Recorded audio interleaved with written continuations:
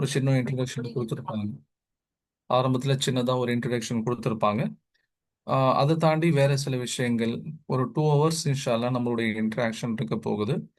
அதை பல விஷயங்கள் பத்தி நம்ம பேச இருக்கிறோம். அதே மாதிரி கடைசியில உங்களுக்கு டவுட்ஸ் இருந்தா கூட அதுக்குன்னு Q&A செஷன்ஸ் தனியாக வச்சிருக்கோம். உங்களுக்கு ஏதாவது பர்சனலாக டவுட் இருந்துச்சுன்னா நீங்க என்ன பண்ணலாம், அதில் நீங்க வந்து அதை பத்தி கேட்டுக்கலாம் அப்படின்ட்டு. இப்போ ரமலானுடைய டைம் இது. ஆல்மோஸ்ட் சண்டேங்கிறது எல்லாத்துக்கும் ஃப்ரீயா இருந்தாலும் ஒரு பக்கம் நீங்க ரெஸ்ட் எடுக்கணும்னு சொல்லி ஒரு ஐடியா இருந்திருக்கும் உங்களுக்கு. மற்ற நாட்கள்ல வந்து நம்மளுடைய ஒர்க் இருந்திருக்கும். ஆனா சண்டே அன்னைக்கு கொஞ்சம் ரெஸ்ட் எடுக்கலான்ட்டு இருந்திருப்பீங்க. இப்ப அதுக்கு நடுவுல வந்து இந்த மாதிரியான ஒரு செஷன்ஸ்ல நீங்க அட்டென்ட் பண்றதுங்கிறது ரியலி உங்களுடைய இன்ட்ரெஸ்ட் காமிக்குது. I appreciate that. அப்போ இந்த செஷன்ல இன்ஷால்லா நீங்க கொடுக்கறதுக்கு நீங்க டைம் கொடுத்துருக்கீங்க. அதுக்கு ஒர்த்தான கண்டென்ட் கண்டிப்பா நம்ம என்ன பண்ணுவோம், உங்களுக்கு கேரண்டியா நம்ம கொடுப்போம் இன்ஷால்லா. இந்த 2 ஹவர்ஸ் வந்து உங்களுக்கு யூஸ்ஃபுல்லா இருக்கிறதுக்கு நம்ம கேரண்டி. இப்போ இன்னைக்கான செஷனை பொறுத்த வரைக்கும் இன்னைக்கு வந்து ஒரு இன்ட்ரோடக்ஷன் செஷன் மாதிரி ஸ்டாக் மார்க்கெட்ல இருக்கக்கூடிய ப்ளஸ் மைனஸ் என்ன அப்படின்ட்டு understanding benefits and opportunities as well as the challenges இந்த இந்தியன் ஸ்டாக் மார்க்கெட். ஓகேங்களா? இன்னைக்கு வந்து அதில் இருக்க ஆப்பர்ச்சுனிட்டி என்ன, அதில் இருக்கக்கூடிய பெனிஃபிட்ஸ் என்ன ஸ்டாக் மார்க்கெட்ல, அதே நேரத்தில் அதில் இருக்கக்கூடிய சேலஞ்சஸ் என்ன அப்படிங்கிறதும் நம்ம உங்களுக்கு கிளியராக கொடுக்க போகிறோம். By myself Moulavi doctor Mohammed Umar PhD. என்னை பற்றியான ஒரு சின்ன இன்ட்ரடக்ஷன் கொடுக்கணும் அப்படின்னு சொன்னா, என்னோட பேர் வந்து சொல்லிட்டேன், முகமது உமர். கரூர் டிஸ்ட்ரிக்ட் நான். இங்கே மதரசால நம்ம படிச்சிருக்கோம். அட் த சேம் டைம் வந்து MBA சென்னையில் மியாசி இன்ஸ்டியூட் ஆஃப் மேனேஜ்மெண்ட்ல கம்ப்ளீட் பண்ணோம். அதுக்கப்புறம் கொஞ்ச நாள் UPSC ட்ரைனிங் எடுத்துட்டு எங்களுடைய அந்த இன்ஸ்டியூட்லேயே எக்கனாமிக்ஸ் ஃபேக்கல்ட்டியாக இருந்தேன். இப்போ இல்லை. அதில் கிடைச்ச நாலேஜும் நம்ம வந்து இங்கே ஆல்மோஸ்ட் அப்ளை பண்ணிட்டு இருக்கோம். ஓகே. அதே மாதிரி வந்து almost 7 years of experience in trading and 4 years of experience in teaching. இது வரைக்கும் சைஃபா மூலியமா 8 பேட்சஸ் கம்ப்ளீட் பண்ணியிருக்கோம். இண்டிவிஜுவலாக ஆல்மோஸ்ட் வந்து நான் தனியாக ஒரு 12 பேட்சஸ் கம்ப்ளீட் பண்ணியிருக்கேன். இப்போ ஆல்மோஸ்ட் வந்து ஒரு 20 பேட்சஸ் வரைக்கும் இது வரைக்கும் நாங்கள் கம்ப்ளீட் பண்ணி கொடுத்துருக்கோம். இப்போ கரண்ட்லி பார்த்தீங்க அப்படின்னா நான் வந்து பர்சூயிங் PhD இதில் இன்டர்நேஷனல் இஸ்லாமிக் யூனிவர்சிட்டி மலேசியாவில் நம்ம PhD ப்ரோக்ராம்காக இதில் இஸ்லாமிக் பேங்கிங் அண்ட் ஃபினான்ஸில் PhD ஜாயின் பண்ணியிருக்கேன். ஆக்சுவலி என்னுடைய கிளாஸஸ் வந்து லாஸ்ட் மண்டே ஆரம்பிச்சிருச்சு. பட் வந்து விசா வராதனால நம்ம கிளம்புறதுல கொஞ்சம் டிலே ஆகுது. மேபி இந்த வீக் விசா வந்துடும். இது காலேஜ் யூனிவர்சிட்டிலேருந்து வந்த ஆஃபர் லெட்டர் இது. இன்ஷால்லா நான் அங்கே ஜாயின் பண்ண பட்சத்தில் நான் ஜாயின் பண்ணிட்டேன் அல்ஹம்துலில்லாஹ். இப்போ தமிழ்நாட்டில இருந்து இந்த ப்ரோக்ராமுக்காக தமிழ்நாட்டில இருந்து போகிற முதல் நான் தான் அல்ஹம்துலில்லாஹ். அல்லாஹ் எனக்கு அந்த வாய்ப்பு கொடுத்துருக்கான். கேரளாலேருந்து நிறைய பேர் போயிருக்காங்க, சிலோன்லேருந்து நிறைய பேர் போயிருக்காங்க. பட் தமிழ்நாட்டிலேருந்து யாரும் அங்கே போனதில்லை அப்படின்னு சொல்லிட்டு என்னுடைய மென்டார் CMN சலீம்னு நீங்கள் கேள்விப்பட்டிருப்பீங்க. அவங்க சொன்னதன் அடிப்படையில் இந்த ப்ரோக்ராமுக்காக நாங்கள் அப்ளை பண்ணி 3 years ப்ரோக்ராம் அங்கே நான் போயிடுவேன். அப்புறம் எப்படி சார் கிளாஸஸ் நீங்கள் கண்டக்ட் பண்ணுவீங்க அப்படின்னு கேட்டால், ஆல்மோஸ்ட் எல்லா கிளாஸஸும் ஆன்லைன்லேருந்து எங்கே இருந்து வேணாலும் கண்டக்ட் பண்ண முடியும். அதே ஆன்லைன் மோடில் தான் வரக்கூடிய கிளாஸஸும் நம்ம கண்டக்ட் பண்ண இருக்கிறோம். இப்போ இந்த செஷனை பொறுத்த வரைக்கும் நம்ம என்ன கிடைக்கும் அப்படிங்கிறத சம்மரைஸ் பண்ணோம் அப்படின்னு சொன்னால், how safe your investment in the stock market. First of all நம்ம என்ன எதிர்பார்க்குறோம், எந்த ஒரு இன்வெஸ்ட்மெண்ட் மோட்லையும் வந்து சேஃப்டி இருக்கா அப்படிங்கிறத நம்ம எதிர்பார்க்குறோம். கரெக்ட் தானே? நம்முடைய லாபம் சம்பாதிக்கிறதுங்கிறது அது செகண்டரி, அது ரெண்டாவது விஷயம். முதல்ல வந்து நம்முடைய ஃபர்ஸ்ட் கேபிட்டல், அதுக்கு பாதுகாப்பு இங்கே இருக்குதா, இதுதான் நம்முடைய முதல் கேள்வி. ரெண்டாவது, what are the growth potential and emerging opportunities. இப்போ நமக்கு வந்து இந்தியன் ஸ்டாக் மார்க்கெட்டில் இன்வெஸ்ட் பண்ணுறதுல நமக்கு எமர்ஜிங் ஆப்பர்ச்சுனிட்டிஸ் என்னென்ன இருக்குது, நமக்கு வந்து அது வளர்ச்சி அடைகிறதுக்கான வாய்ப்புகள் என்னென்ன இருக்குங்கிறதையும் பார்க்கணும். மூணாவது வந்து தேவைப்பட்டுச்சுன்னா, டைம் இருந்துச்சுன்னு சொன்னால் நம்ம வந்து ஒரு டெக்னிக்கல் டூலையும் நம்ம பார்ப்போம். அதாவது இந்த மாதிரியான டூலை இங்கே யூஸ் பண்ணுறாங்க அப்படிங்கிறத பார்ப்போம். அது வந்து ஜஸ்ட் ஒரு சாம்பிள், இந்த மாதிரி நம்ம பார்க்க முடியும். ஏன்னா இன்னைக்கு இதை சம்பாதிக்க முடியுமா அப்படிங்கிறது ஒரு $1,000,000 கொஸ்டினா கூட பல பேருக்கு இன்னைக்கு இருக்குது. நம்ம ஒரு டிசிப்ளின்டு ட்ரேடரா நம்ம வந்து ஒரு எத்திக்ஸ் ஃபாலோ பண்ணி ஷரியா ஃபாலோ பண்ணி நம்ம இங்கே இன்வால்மெண்ட்டோட செய்யும்போது அதே ஸ்டூடெண்ட்ஸ் வந்து எங்களுடைய ப்ரீவியஸ் பேட்ச் ஸ்டூடெண்ட்ஸ் என்ன பண்ணுறாங்க, அவங்க சம்பாதிச்சுட்டு இருக்காங்க. ஆஸ் வெல் as அவங்க ப்ரீவியஸ் பேட்சஸில் முடிச்சுட்டு அட்வான்ஸ் கோர்சஸும் நம்ம கிட்ட ஜாயின் பண்ணியிருக்காங்க. முக்கியமாக என்ன சொன்னால், how much challenging stock market in the current geopolitical scenario. இன்னைக்கு இருக்கக்கூடிய மிகப்பெரிய கொஸ்டின் இதுதான். இன்னைக்கு வந்து வேர்ல்ட் லெவல்ல நடக்கக்கூடிய இன்சிடென்ட்டால எல்லா நாடுகளும் பாதிப்பை சந்திக்குது. கேட்டுங்களா? இன்னும் சுருக்கமா ஒரு விளையாட்டா கூட சொல்லுவாங்க. டொனால்ட் ட்ரம்ப் வந்து தும்புனாலே என்ன ஆகும்? அது வந்து ஸ்டாக் மார்க்கெட்டை பாதிக்கும் அப்படின்னு சொல்லுவாங்க. அந்த அப்படி இருக்கக்கூடிய பட்சத்துல நம்ம என்ன பண்ணணும் அப்படிங்கிறதும் இங்க நம்ம பார்க்க வேண்டியது இருக்கு. ஓகே.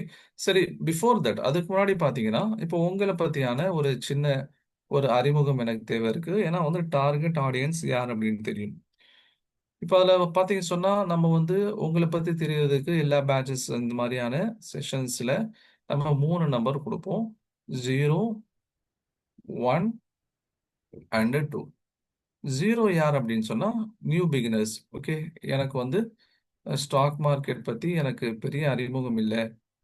இப்பதான் நான் வந்து அத பத்தி என்னன்னு கேள்விப்படுறேன் அப்படிங்கிறவங்க நியூ பிகினர்ஸ். அவங்க 0 பிரஸ் பண்ணுங்க. இல்ல எனக்கு ஓரளவுக்கான அறிமுகம் இருக்கு. நான் இன்னும் வந்து ஸ்டாக் மார்க்கெட்ல இன்வெஸ்ட்மென்ட்டும், ட்ரேடிங்கும் நான் பண்ணதில்ல. அப்படிங்கிறவங்க வந்து 1 பிரஸ் பண்ணுங்க. இல்ல சார், ஏற்கனவே நான் வந்து எனக்கு ஸ்டாக் மார்க்கெட் பத்தி ஓரளவுக்கு அறிமுகம் இருக்கு. ஆனா வந்து நான் எங்கேயும் ஒரு முறையா இஸ்லாமிக் வே ஆஃப் டீச்சிங் நான் வந்து செய்யல. அப்படிங்கிறவங்க 2 பிரஸ் பண்ணுங்க. சாட்ல பிரஸ் பண்ணுங்க. மொத்தத்துல நான் பிகினர் இது. நான் 0ல இருந்து ஆரம்பிக்கிறேன். நான் எல்கேஜி ஸ்டூடண்ட் அப்படின்னா 0. எனக்கு ஓரளவுக்கு வந்து எனக்கு தெரியும். ஆனா நான் இன்வெஸ்ட்மென்ட் பண்ணதில்ல அப்படிங்கிறவங்க 1. இல்ல நான் இன்வெஸ்ட் பண்ணியிருக்கேன். நான் பெருசா நான் இதுல கத்துக்கல எதுவும். நான் எங்கேயும் முறையா கத்துக்கல அப்படிங்கிறவங்க 2 பிரஸ் பண்ணுங்க.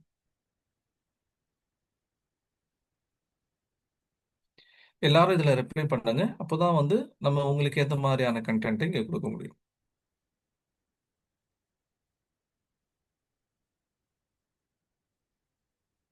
1 1 0 0 2 0 1 0 2 1 1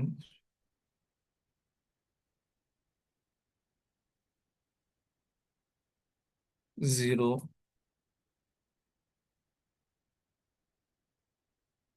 சரி. அப்போ வந்து மிக்ஸ்டு ரெஸ்பான்ஸ் இருக்கு. அதாவது மேஜரா வந்து 0 அண்ட் 1 இருக்கீங்க.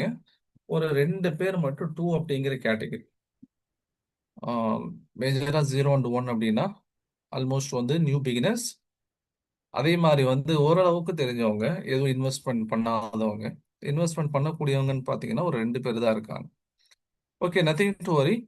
இப்போ இங்க நம்ம கொடுக்கக்கூடிய கிளாரிட்டி உங்களுக்கு ஸ்டாக் மார்க்கெட் பத்தியான ஒரு அறிமுகம் உண்டாயிரும் இன்ஷா அல்லாஹ். அதுக்கப்புறம் நீங்க வந்து இதுல இருக்கக்கூடிய ஒரு சந்தேகங்கள், ஐயங்கள், ஓகே, அதுல இருந்து கொஞ்சம் உங்களுக்கு ரிலீஃப் கிடைச்சும். இப்ப இந்த 4 டாபிக்ஸ் தான் நம்ம இன்னைக்கு மேஜரா இருக்க போறது. Based on the availability of time. Okay. இப்ப இதுல வந்து இந்த 4ல எப்படி நம்ம டைம் இருக்குங்கிறத வச்சு நம்ம அடுத்து நம்ம மூவ் பண்ணலாம். ஃபர்ஸ்ட் இன்னைக்கு இருக்கக்கூடிய சேலஞ்சிங்கான ஒண்ணு அப்படின்னு சொன்னா, இப்போ இருக்கக்கூடிய சேலஞ்சிங்கான ஒண்ணு அப்படின்னா, அது ஜியோ பொலிட்டிக்கல் இஷ்யூஸ்னால ஏற்பட்டிருக்கக்கூடிய சில அன்சர்டினிட்டி. ஓகேங்களா? இப்போ நம்ம இந்த பேட்ச் இந்த செஷன் ஆரம்பிக்கிறதுக்கு முன்னாடி கூட அவங்க ரியாஸ் சார் அவங்க அட்மின் கூட டிஸ்கஸ் பண்ணும்போது அவங்க கூட சொன்னாங்க, இப்போ வந்து ஸ்டாக் மார்க்கெட் ரொம்ப டல்லா இருக்கு. இப்போ இந்த மாதிரியான செஷன் வைக்கிறது கரெக்டா இருக்குமா? அப்படின்னு கூட அவங்க ஒரு கொஸ்டின் கேட்டிருந்தாங்க. சரிங்களா? அப்போ இன்னைக்கு இருக்கக்கூடிய சேலஞ்சஸ் என்ன? அதை எப்படி நம்ம வந்து ஃபேஸ் பண்ணணும்? இப்போ ஃபர்ஸ்ட் ஆஃப் ஆல் நம்ம ஒரு முஸ்லிம் ட்ரேடரா இருக்கக்கூடிய பட்சத்துல மத்தவங்கள விட நமக்கு வந்து 2 சேலஞ்சஸ் இருக்கு. மத்தவங்கள பொறுத்தவரைக்கும் என்ன? ஒரு இன்வெஸ்ட்மென்ட் அப்படிங்கிறது அதுல வந்து குரோத் பொட்டன்ஷியல் இருக்கா? சரிங்களா? ஜிபி நான் சிம்பிளா ஷார்ட்டா எழுதுறேன். நீங்க அது புரிஞ்சுக்கோங்க. குரோத் பொட்டன்ஷியல் இருக்கா? அப்படிங்கிறத பார்த்தா போதும். ஓகே. அவங்களுக்கு வந்து எதுல வேணா இன்வெஸ்ட் பண்ணலாம். அவங்களுக்கு எந்த ஸ்டாக்ல வேணா இன்வெஸ்ட் பண்ணலாம். அவங்களுக்கு எந்த விதமான கண்டிஷன்ஸோ எதுவும் அவங்களுக்கு கிடையாது. ஆனா ஒரு முஸ்லிம் ட்ரேடரா நமக்கு என்ன பார்க்க வேண்டியது இருக்குன்னா, குரோத் பொட்டன்ஷியல் இருக்கா அப்படிங்கிறதையும் பார்க்கணும். அதோட சேர்த்து இஸ்லாமிக் வியூ என்ன அப்படிங்கிறத பார்க்கணும். கரெக்ட்டுங்களா? இஸ்லாமிக் வியூ என்ன அப்படிங்கிறதையும் பார்க்கணும். ஒரு நமக்கு ஒரு ஒரு இடத்துல ஒரு பெரிய ப்ராஃபிட் வந்தாலுமே கூட அது நான் இஸ்லாமிக்கா இருந்துச்சுன்னு சொன்னா, அது நம்மளால என்ன பண்ண முடியாது? அத வந்து அனுபவிக்க முடியாது.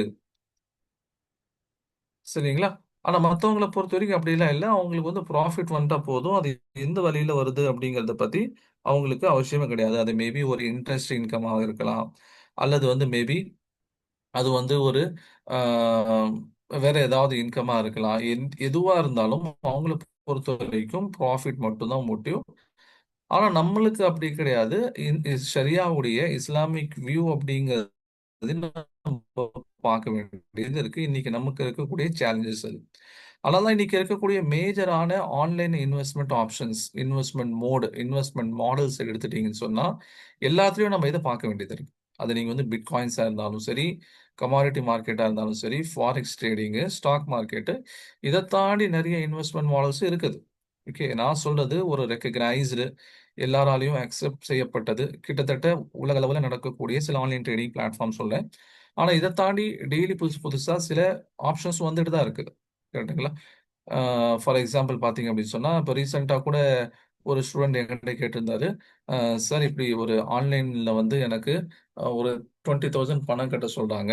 அப்படி கட்டினா உங்களுக்கு வந்து மந்த்லி மந்த்லி இவ்வளோ ப்ராஃபிட் வரும்னு சொல்றாங்க அப்படின்னு எனக்கு ஃபோன் பண்ணி கேட்டாரு.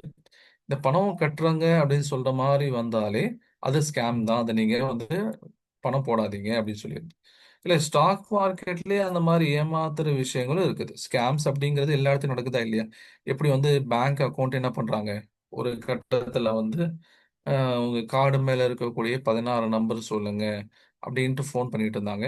அப்போ பேங்க் இதுலலாம் வந்து சேஃப்டி இல்லை அப்படின்னு நம்ம சொல்லிட முடியாது. ஸ்கேம்ஸ்டர்ஸ் வந்து பல இடங்கள்ல இருக்காங்க. Okay, அதனால பல ஆன்லைன் பிசினஸ்ல வந்து நாங்க உங்களுக்கு சப்போர்ட் பண்றோம் அப்படின்னு சொல்லியிருப்பாங்க. ஆனா வந்து மேஜரா இருக்கக்கூடிய இந்த நாலுல எல்லாரும் இன்வால்வ் ஆகுறாங்க. பட் ஆஸ் எ முஸ்லிம் இன்வெஸ்டரா நம்ம பார்க்க வேண்டியது என்ன? இதுல எனக்கு ஷரியா அனுமதி கொடுத்திருக்கா அப்படிங்கறத நம்ம சேர்த்து பார்க்க வேண்டியது இருக்கு. ஓகேங்களா? இப்ப அந்த வகையில பாத்தீங்கன்னா, கிரிப்டோ கரன்சில ஷரியாவுடைய பர்மிஷன் வராது. கமாடிட்டி மார்க்கெட்ல ஷரியாவுடைய பர்மிஷன் வராது.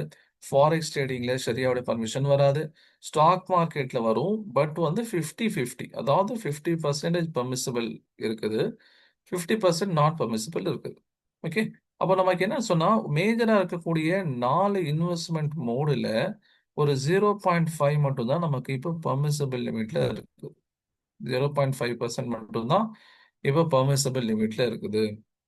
இப்போ மத்த இன்வெஸ்ட்மெண்ட் ஆப்ஷன் அப்படிங்கிறது நமக்கு இல்ல. ஆனா வந்து அதுவும் மக்கள் செய்றாங்க. அதுலயும் சில இடங்கள்ல ப்ராஃபிட் சம்பாதிக்கிறதுக்கான வாய்ப்புகளும் இருக்குது. ஓகேங்களா? இப்போ இதுல சில மாடிஃபிகேஷன் பண்ணா இதை ஷரியாவுடைய அந்த சட்டதிட்டங்களுக்கு கீழே கொண்டு வர முடியும். சேட் ரியாலிட்டி அதுதான். என்ன ஒரு சேட் ரியாலிட்டி? இன்னைக்கு பாத்தீங்கன்னு சொன்னா உலகத்துல அதிகமாக முஸ்லிம்கள் வாழக்கூடிய நாடுகள்ல செகண்ட் பிளேஸ்ல இந்தியா இருக்கு. ஓகேங்களா? செகண்ட் பிளேஸ்ல இந்தியா இருக்கு. As per government record. ஓகேங்களா? ஆஸ் பர் வந்து கவர்மெண்ட் ஜிஆர் கவர்மெண்ட் ரெக்கார்ட் பத்தி பாத்தீங்கன்னா செகண்ட் பிளேஸ். என்னை கேட்டா செகண்ட்லாம் இல்ல, ஃபர்ஸ்ட்னு தான் சொல்லுவேன். அப்ப ஃபர்ஸ்ட்ல யார் இருக்கா சார் அப்படின்னு சொல்லி கேட்டீங்கன்னா, ஃபர்ஸ்ட்ல இந்தோனேஷியா இருக்கு.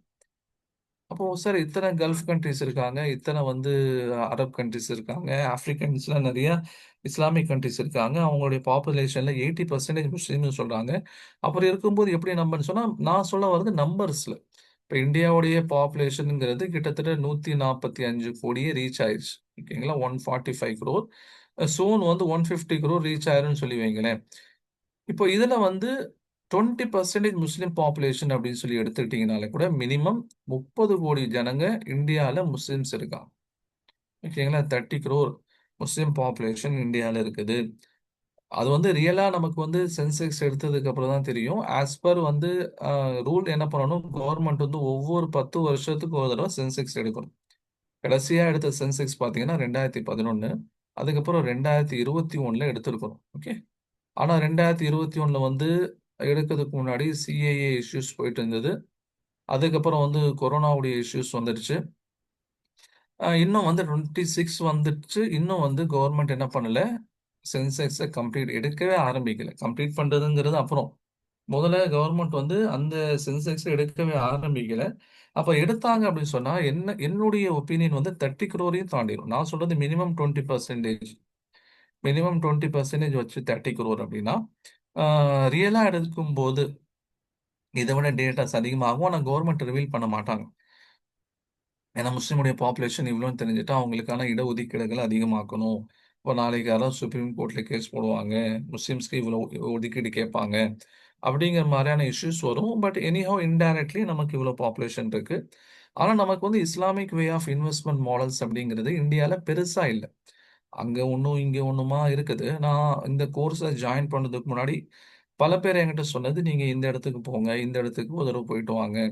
நீங்க இந்த இன்ஸ்டிடியூட் போய் ஒரு தடவ பார்த்துட்டு வாங்க. நீங்க இந்த ஊருக்கு ஒரு தடவ போய் பார்த்துட்டு வாங்க." அப்படின்னு பல பேர் பல ஒப்பீனியன் சொன்னாங்க. அப்போ அங்க ஒண்ணு, இங்க ஒண்ணுமா சின்ன சின்னதா நடந்துட்டு இருக்குது. ஆனா வந்து ஒரு நேஷனல் வைடு ஒரு ரெகக்னிஷனோட நமக்கு வந்து பெருசான ஒரு இந்த இன்வெஸ்ட்மென்ட் மாடல் அப்படிங்கிறது இல்ல. இன்னும் சொல்லப்போனா, அதாவது நீங்க வந்து டவ் ஜோன்ஸ் டவ் ஜோன்ஸ் அப்படிங்கிறது யுஎஸ் உடைய ஒரு ஸ்டாக் மார்க்கெட்டு. இப்ப இந்த டவ் ஜோன்ஸ்க்கு கீழ பார்த்தீங்க அப்படின்னு சொன்னா, ஒரு ஷரியா போர்டே இருக்கு. ஓகேங்களா? அமெரிக்காவுடைய ஸ்டாக் மார்க்கெட். அவங்களுடைய அந்த டவ் ஜோன்ஸ்க்கு கீழ ஷரியா போர்டு இருக்குது.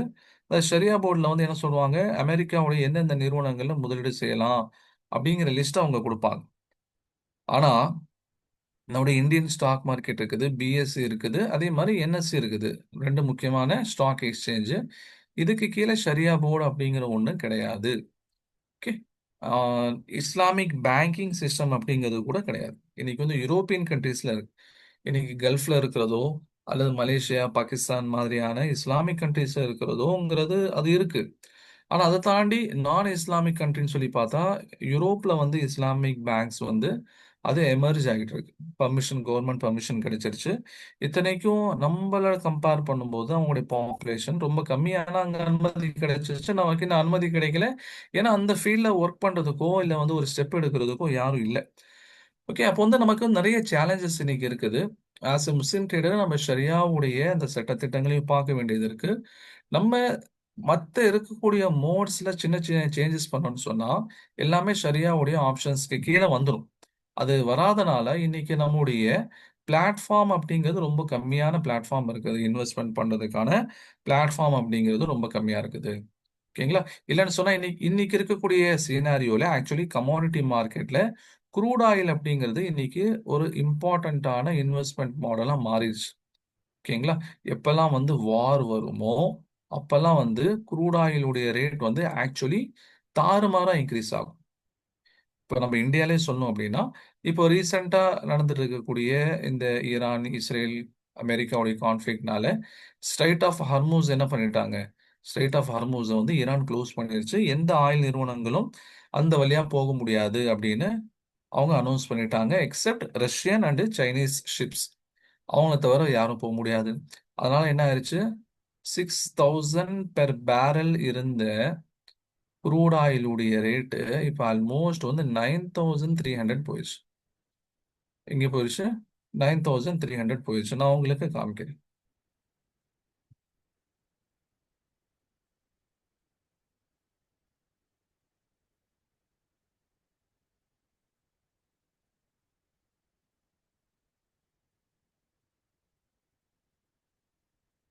இப்ப பாருங்க க்ரூட் ஆயிலுடைய பிரைஸ் எங்க போய் நிக்குது?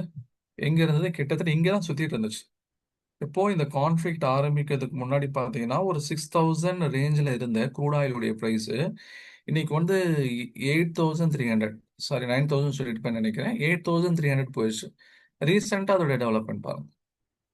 நேத்து சாட்டர்டே மட்டுமே 14% வந்து அதிகமாயிருக்கு. ஓகே. இதுல வந்து நெறைய இஷ்யூஸ் வந்து இப்போ வந்து இந்தியன் கவர்ன்மெண்ட்க்கு முன்னாடி வந்து நிக்குது. ஏன்னா வந்து நெறைய டாலர்ஸ் முன்னாடி வந்து $60 குடுத்து 60 இது வந்து டாலர்ல மாத்தணும் அப்படின்னா, யுஎஸ்டி இத டாலர்ல அமெரிக்கன் டாலர்ல மாத்தணும்னா, கிட்டத்தட்ட வந்து $60 இருந்த க்ரூட் ஆயில் ரேட் வந்து $90. அப்படின்னா என்ன அர்த்தம்? முன்னாடி வந்து $60 குடுத்துட்டு ஒரு பேரல் ஆயில் வாங்குன சிச்சுவேஷன், இப்ப கவர்ன்மெண்ட் வந்து $90 குடுத்துட்டு ஆயில் வாங்க வேண்டிய ஒரு நிர்பந்தம் வந்துருச்சு. ஓகேங்களா? $90 குடுத்தா தான் இப்போ ரூ. 60 குடுத்து வாங்க வேண்டிய ஒரு பொருள ரூ. 90க்கு வாங்குறோம்னா, இப்போ ரூ. 30 அதிகமா இருக்கு. அப்ப யோசிச்சு பாருங்க எவ்வளோ பெரிய ஒரு பர்டன் கவர்ன்மெண்ட் மேல விழுந்திருக்குன்னு சொல்லிட்டு. இது வந்து ஜென்ரலா நான் சொல்றது. பட் எனிஹோ ரஷ்யா கிட்ட இருந்து கொஞ்சம் சீப்பான ரேட்ல நமக்கு கிடைக்குது. சீப்பான ரேட்னா, அவங்க மார்க்கெட் ரேட்ட விட ஒரு 20% டிஸ்கவுண்ட் ரேட்ல நமக்கு குடுக்குறாங்க. சரிங்களா? இப்ப இந்த பிரச்சனைகள் சரியாற வரைக்கும் அந்த க்ரூட் ஆயிலுடைய ரேட் கீழ இறங்காது. அப்போ கமாடிட்டி மார்க்கெட்ல நம்ம இது செய்யணும். ஆனா கமாடிட்டி மார்க்கெட் அப்படிங்கிறது, அத நம்ம ஒரு முஸ்லீம் ட்ரேடரா செய்ய முடியாத ஒரு சூழ்நிலைகள் இருக்கு. சரி சார், அப்போ எனக்கு என்னதான் ஆப்ஷன் இருக்கு அப்படின்னா, ஸ்டாக் மார்க்கெட்ல இதோடைய பலன்களை நீங்க உங்களால அனுபவிக்க முடியுமா? ஓகேங்களா? இதோடைய பலன்களை நீங்க அனுபவிக்க முடியுமா? அப்படிங்கிறது ரொம்ப முக்கியம். பர்ட்டிகுலரா இப்போ நடக்கக்கூடிய பிரச்சனை. ஓகேங்களா? வார் ஆன் ஈரான். இந்த பிரச்சனையை பேஸ் பண்ணி இப்ப ஏதாவது செய்ய முடியுமா? அப்படிங்கிறது தான் இப்போ வந்து $1,000,000 கொஸ்டின். ப்ரீவியஸ் பேட்ச் ஸ்டூடெண்ட்ஸும் கேட்குறாங்க, சார் ஸ்டாக் மார்க்கெட் வந்து இறங்கிட்டு இருக்கு. க்ரூட் ஆயில் ஏறிட்டு இருக்கு. ஸ்டாக் மார்க்கெட் இறங்கிட்டு இருக்கு. ஓகேங்களா? க்ரூட் ஆயிலுக்கும் கோல்டுக்கும் இருக்கக்கூடிய ரிலேஷன் அப்படிங்கிறது டைரக்ட் ரிலேஷன்ஸ். அதே மாதிரி வந்து க்ரூட் ஆயில் கோல்டுக்கும் ஸ்டாக் மார்க்கெட்டுக்கும் இருக்கக்கூடிய ரிலேஷன் வந்து இன்டைரக்ட் ரிலேஷன். இட் மீன்ஸ் கோல்டுடைய பிரைஸ் வந்து மேலே ஏறுச்சு அப்படின்னு சொன்னா, இட் மீன்ஸ் வந்து ஸ்டாக் மார்க்கெட் கீழே இறங்குச்சுன்னு சொன்னா கோல்டுடைய பிரைஸ் மேலே ஏறும். ஓகே. கோல்டுடைய பிரைஸ் வந்து கீழே இறங்கும்போது ஸ்டாக் மார்க்கெட் வந்து மேலே ஏறும். ஏன்? ஏன்னா கோல்டு அப்படிங்கிறது ஒரு சேஃப் ஹெவன். உலகத்துல வரலாறுகள், கலாச்சாரங்கள் என்ன சொல்லுவாங்க? சிவிலைசேஷன். இந்த பண்பாடுகள், கலாச்சாரம் ஆரம்பிச்ச சமயத்துல இருந்து இதுவரைக்கும் கோல்டு அப்படிங்கிறது ஒரு கான்ஸ்டன்ட் யூஸ்ல இருந்துட்டே தான் இருக்கு. அதனால எப்போ பிரச்சனை வந்தாலும் என்ன பண்ணுவாங்க ஜனங்க? கோல்டு பக்கம் தன்னுடைய பணத்தை உள்ள இறக்கிருவாங்க. ஏன்னா எல்லா காலங்களிலேயும் எல்லா நாடுகளும் கோல்ட வந்து வாங்குறதுல, விக்கிறதுல எந்த ஒரு அப்ஜெக்ஷனும் தெரிவிக்க மாட்டாங்க. அப்ப என்ன பண்ணுவாங்க? கோல்டுல இன்வெஸ்ட்மென்ட் பண்ணும்போது, தங்களுடைய மத்த எல்லா இன்வெஸ்ட்மென்ட் மோட்ல இருக்கிறத கொண்டு வந்து இங்க போடுவாங்க. அப்ப கோல்டுடைய பிரைஸ் ஏறும். இப்ப ரீசென்ட்டா அதையும் நீங்க என்கவுண்டர் பண்ணியிருப்பீங்க. ஓகேங்களா? எங்கே கிட்டத்தட்ட 8,000 கிராம் 8,000 பெர் கிராம் இருந்த சிச்சுவேஷன் போயிட்டு, இன்னைக்கு எங்க போய் நிக்குது? 2017ல என்னுடைய மேரேஜ் உடைய நேரத்துல, அ எனக்கு நல்ல ஞாபகம் இருக்கு. 2733 1 கிராம் உடைய ரேட். ஓகே. இன்னைக்கு பார்த்தீங்கன்னா கிட்டத்தட்ட ரூ. 17,000 ஒரு கிராமுக்கு போயிட்டு, இப்ப ரூ. 15,000 ரேஞ்ச்ல சுத்திட்டு இருக்கு. ஓகே. ஏன்? ஒரு அன்சர்டனிட்டி. இப்ப ட்ரம்ப் பண்ணக்கூடிய சில அட்ராசிட்டீஸ்னால ஒரு ஸ்திரத்தன்மை இல்லாம போயிருது. நாடுகள் வந்து என்ன பண்ணுவாங்கன்னா, அப்போ ஒரு ஸ்டாண்டர்டான ஒரு அசெட்ல இன்வெஸ்ட் பண்ணுவாங்க. அதுதான் கோல்டு. சரி, அப்ப இந்த மாரியான நேரங்கள்ல நம்ம எப்படி சார் வந்து மார்க்கெட்ட வந்து மேனேஜ் பண்றது? ஏன்னா இங்க பாருங்க, மார்க்கெட்ல நிஃப்டி உடைய சார்ட் இது. இந்த நிஃப்டி உடைய சார்ட்ல பார்த்தீங்கன்னா, கிட்டத்தட்ட 26,300 அப்படிங்கிற ரேஞ்சில இருந்து 26,300 அப்படிங்கிற ரேஞ்சில இருந்து இன்னைக்கு 24,300 அப்படிங்கிற ரேஞ்சில என்ன ஆயிட்டு இருக்கு? நிஃப்டி. இது வந்து நிஃப்டினா உங்களுக்கு சில பேருக்கு தெரிஞ்சிருக்கும். சில பேருக்கு தெரியறதுக்கு வாய்ப்பில்ல. நம்ம கிளாஸ்ல நிஃப்டிங்கிறது என்ன அப்படிங்கிறது இண்டெக்ஸ் நம்ம டீட்டெயிலா எக்ஸ்பிளைன் பண்ணுவோம். இப்போதைக்கு தெரிஞ்சுக்கோங்க, ஸ்டாக் மார்க்கெட்டுடைய ஒரு குறியீடு இது. இந்த குறியீடு தான் வந்து மார்க்கெட் ஏறுதா இறங்குதாங்கிறத காமிக்கும். இப்போ 26,300லேருந்து 24,300 ஒரு 2000 பாயிண்ட் கீழே இறங்கியிருக்குன்னு சொன்னா, இது வந்து இட்ஸ் ஏ ஹியூஜ் டவுன்ஃபால். ஓகேங்களா? இது வந்து ஒரு பெரிய வந்து இறக்கம். காரணம் என்னன்னு சொன்னா, இந்த பிரச்சனைகள். ஜியோ பொலிட்டிக்கல் இஷ்யூஸ் ஒரு பக்கம் போயிட்டு இருந்தது. அதே மாரி அதுக்கு முன்னாடி வந்து டொனால்ட் ட்ரம்ப் என்ன பண்ணியிருந்தாரு அப்படின்னா, இந்தியா மேல டாரிஃப் போட்டிருந்தாரு. ஓகேங்களா? அதிகப்படியான வரி. நீங்க ரஷ்யன் ஆயில நீங்க வாங்குறீங்க. அதனால உங்க மேல நாங்க 50% வரிய நாங்க விதிக்கிறோம். அப்படின்னு போட்டாங்க. அதுக்கப்புறம் டொனால்ட் ட்ரம்ப் வந்து என்ன பண்ணிட்டாரு, அந்த வரிய குறைச்சு 18 ஆக்கிட்டாரு. அதுக்கப்புறம் சுப்ரீம் கோர்ட் வந்து டொனால்ட் ட்ரம்ப் அந்த வரிய போட்டதே தப்பு. நீங்க எல்லாம் பணத்த திருப்பி குடுங்கன்னு சொல்லிட்டு அவங்க மேல ஒரு சட்டத்த திருப்பி விட்டாங்க. பட் எனிஹோ இதுவரைக்கும் நம்ம உலகம் சந்தித்திராத ஒரு பெரிய பிரச்சனை அப்படின்னா, அது என்னது? கோவிட்-19 உடைய பிரச்சனை. ஓகேங்களா? 2019. ஓகே. கிட்டத்தட்ட இதே மாதிரியான ஒரு ரமலான் நேரத்துல தான் வந்தது. சரிங்களா? உங்களுக்கு ஞாபகம் இருக்குமாங்கிறது எனக்கு தெரியல. மேபி கோவிட்-19 ஞாபகம் இருக்கும். கோவிட்-19ங்கிறது 2019 நவம்பர்ல சைனால பரவ ஆரம்பிச்சது. ஆல்மோஸ்ட் எல்லா நாடுகள்லயும் ஒரு லாக்டவுன்ங்கிறது பிப்ரவரி, மார்ச் நேரத்துல வந்து அதுக்கப்புறம் அந்த சமயத்துல தான் வந்து ஏப்ரல்ல ரமலான் வந்துச்சு. இந்த மாதிரியான விஷயங்கள் இப்ப நடந்துட்டு இருந்துச்சு. அப்போ எந்த ஒரு ஃபியூச்சர பத்தியான அல்லது இந்த கோவிட்-19 பத்தியான ஒரு தெளிவும் இல்ல. ஏன்னா அத பத்தியான ரிசர்ச் இல்ல. இப்பதானே வந்து அந்த அந்த தொற்றுங்கிறது பரவிட்டு இருக்கு. அதோடைய தன்மை என்ன? அது வந்தா பொழைக்க முடியுமா? முடியாதா? அப்படிங்கிற பல கேள்விகள் இருந்தது. இப்ப 2020ல அந்த மார்ச், ஏப்ரல், பிப்ரவரிலாம் பார்த்தீங்கன்னா, மார்க்கெட் அதே மாதிரியா டவுன் தான். எங்க இருந்தது மார்க்கெட்டு? கிட்டத்தட்ட 12,000 பாயிண்ட்ஸ்ல இருந்து என்னாச்சு? லாக்டவுன் ஆரம்பிக்கும்போது கிட்டத்தட்ட 7,700க்கு இறங்கிருச்சு. ஏன்னா எல்லாமே குளோஸ்டு.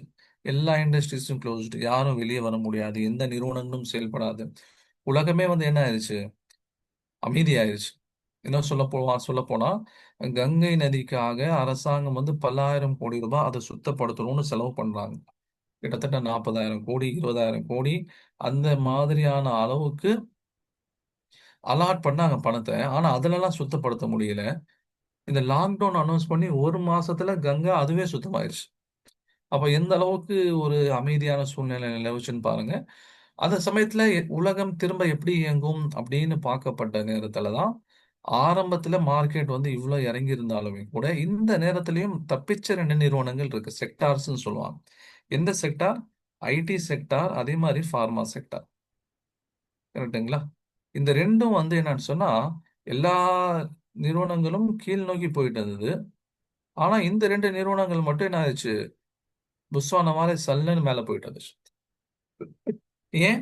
ஏன்னா கொரோனானால 2 செக்டாருக்கு வந்து ஃபாய்தா, பிரோஜனம். ஏன்னா ஐடி நிறுவனங்கள் அவங்க ஆஃபீஸை க்ளோஸ் பண்ணாலும் ஒர்க் ஃப்ரம் ஹோம்ங்கிறத கொடுத்துட்டாங்க. அப்பொழுது தான் ஆரம்பிச்சது அந்த ஒர்க் ஃப்ரம் ஹோம் அப்படிங்கிறது. இன்னைக்கு வரைக்கும் தொடர்ந்துட்டு இருக்கு. சில நிறுவனங்கள்லாம் அந்த கான்ஸ்டன்ட்டா அப்படியே வச்சுட்டாங்க. இவங்க எம்ப்ளாயீஸா வந்து ஆஃபீஸ்க்கு வந்தா, அவங்களுக்கு ஆஃபீஸ்ல ஃபேன் போடணும், ஏசி போடணும். அவங்களுக்கு rest room facility, coffee facility, அவங்களுக்கு கேப் ஃபெசிலிட்டி. அதனால சிரமங்கள் இருக்கு. வீட்ல உட்காந்து நீங்க வேலை செஞ்சு குடுங்க அப்படின்னு முடிச்சுட்டாங்க. அப்போ செலவுகள்லாம் குறைஞ்சு லாபம் அதிகமாயிருச்சு.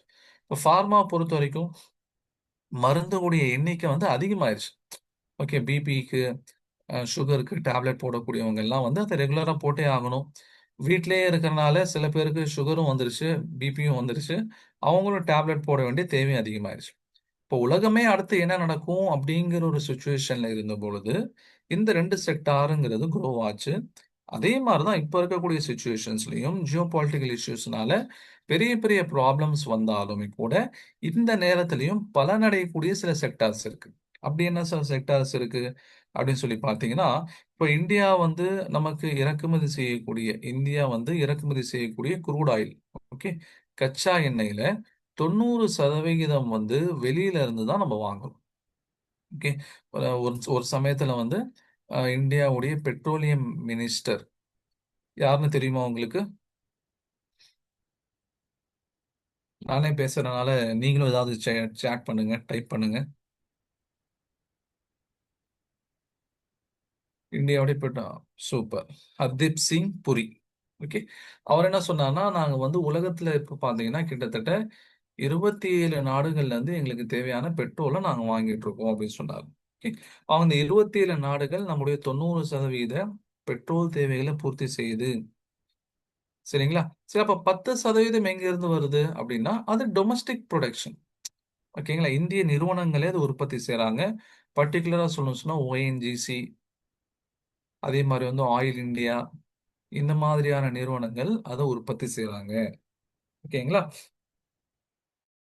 2வது வந்து பார்த்தீங்கன்னு சொன்னா, மருந்து கம்பெனி. ஆஸ் யூசுவல் மருந்து கம்பெனிய பொறுத்தவரைக்கும், அவங்களுக்கு என்னதான் நடந்தாலும் அவங்களுக்கு பிபி போடுறவங்களுக்கு பிபி டேப்லெட் குடுத்தே ஆகணும். சுகர்ல இருக்கிறவங்களுக்கு சுகர் டேப்லெட் குடுத்தே ஆகணும். அடிபட்டவங்களுக்கு மருந்து குடுத்தே ஆகணும். சரிங்களா? ரூ. 10 மருந்து ரூ. 15 ஆயிருச்சுங்கிறதுக்காக, இப்ப எனக்கு வேணான்னு சொல்ல முடியுமா? யாராவது சொல்ல முடியாது.